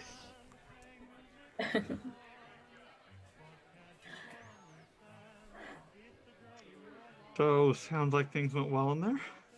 Start the car. I've been trying. Kind of hard to see the wires right now. And Edith will toss the keys to Edward. Be like, maybe this will help. Right. Shall we? Might be a bit of a bumpy ride, but yeah, we can do it. And I'll pull the tarp off and fire it up. Ignition starts first time. You all pile in. And Edward slowly drives you back, but it is all the way back with the flat tires. What a lovely ride we have. Ah, so Good thing you guys slashed the tires. what? I'll just throw up in Edward's lap. Just from all the bumps and how much I've been drinking. You know what? I can't even be mad about that. I totally deserve that. But heard a few gunshots. You all okay? Oh, I didn't we're have fine. murder. I'm sorry. What about murder now? What? I didn't know what you're talking about murder. We just did a good game of gambling, and I was on a roll. She was. You should have seen her. It was quite well. quite good. I'd say, dare I say, better than Alan. Oh, Sure. yes, definitely. And is there the box that you guys still have of that opium? Yeah, I have the box. I'm just gonna And you don't know what that is though, because it's just a wrap box, isn't it? Oh, it is wrapped up. Yeah. Yeah. It is, but there is a No idea. I'm slight just holding sweet it. smell that came off it in the car. And since I usually go to that place on a daily or on a basis, I just kind of look at the box and just kind of look at her, just kind of, and I just turn and just sit back down and just watch this whole thing kind of unfold and just enjoy my seat. And I also take a cigarette out, and from Dawson, when I originally had it, just a piece of paper, just kind of just go, just watch them and just drawing them as they're arguing at each other. And just enjoying what I do. So, you guys head back to Carnaby Street, following your eventful morning. You reach the offices, park the car up, head inside. You head in from the back this time rather than the front because you've got the little car garage thing at the back. And heading into the front main office, you see a letter on the floor that's been popped through the letterbox. Ooh, we've got That- mail. Well, open it. What does it say? Dot will pick it up and So you open it and it is an official BI, British Intelligence letter, and reading through it, it says that Rupert Jones has escaped from the facility, whereabouts unknown. When he escaped, he killed 3 people and stole a vial of an experimental serum that was being worked on in the facility, with blood samples of unknown origin found in possession of the 2 cultists. Be advised, Carnaby was written in blood on his room wall. And as you read that and relay that to everyone, Eliza, Edith, Rubi and Dot, you all suddenly get a flashback to that bartender and his wide grin, who didn't react to anything that had happened. And Dot, Rubi and Edith, he made you all a drink, which you did put in your mouths. And that's where we'll leave it. So, thank you all for watching Great. this episode of Call of Cthulhu. It was Call of Cthulhu. Yeah, thank you very much for joining us. We will leave it there. Please. And yeah, sorry guys, but Oh my that's where we're going to end it. Please join us next time when we possibly die. I don't know. Welcome back, Nora. So, again, The alcohol killed whatever you put in there. thank you all for watching and joining us. Just a couple recap of some announcements. Don't forget to check out our sponsors: Section Zero Clothing, TIO 10, 10% off; Norse Foundry, TIO 15, 15% off; Roman Player Gear, Carnaby 20, 20% off the Dice Tower setup. Again, Jaspers Game Day, please check out the work they're doing. Amazing charity. We're very proud to be affiliated with them and working with them. A lot of good plans coming soon. They also have a really good stream coming on the 21st on the official Wizards of the Coast channel. A couple of games going on there, which Cynthia is in, our very own. Additionally, on Thursday of this coming week is the next episode of Trials of the Damned, our Morkborg RPG. So if you like Doom Metal and Dark Souls, watch that because that's what it is. And yeah, the next month, Carnaby Street Case Files will not be airing, but we have a special in its place. We are going to be running a Cthulhu Dark Ages session with some special guests, where we go back in time a few hundred years. We have some new players and maybe maybe some ancestors of a few people here you see before us. Who knows? But yes, that will be next month, December 12th. We'll be doing that. So please check that out. Check out the next Adventurers Wanted, our D&D show, which started yesterday, which Bree DM'd. We'll be announcing the next date for that and everything else coming up. I don't know what else there was to say. I think I've covered everything. Anyone else want to shout out anything before we go? I do. Oh, good. Good. I was saying, I Yeah, do go have a promo code. I'm a Dice affiliate for Die Hard. So if you wanted 10% off of some dice purchases, like the gorgeous dice that I have here, you guys can use Sin Giving, CYNGIVINGS, and Givings, and you can get 10% off, and it goes to the charity that I chose, which is Anxiety and Depression Association of America. There is going to be some other stuff for the holidays where you get even bigger percentages off. So, but keep using that same code, and I will update you guys on the higher percentages when they come out. Very nice. Nora? Yes. I'm going to be on.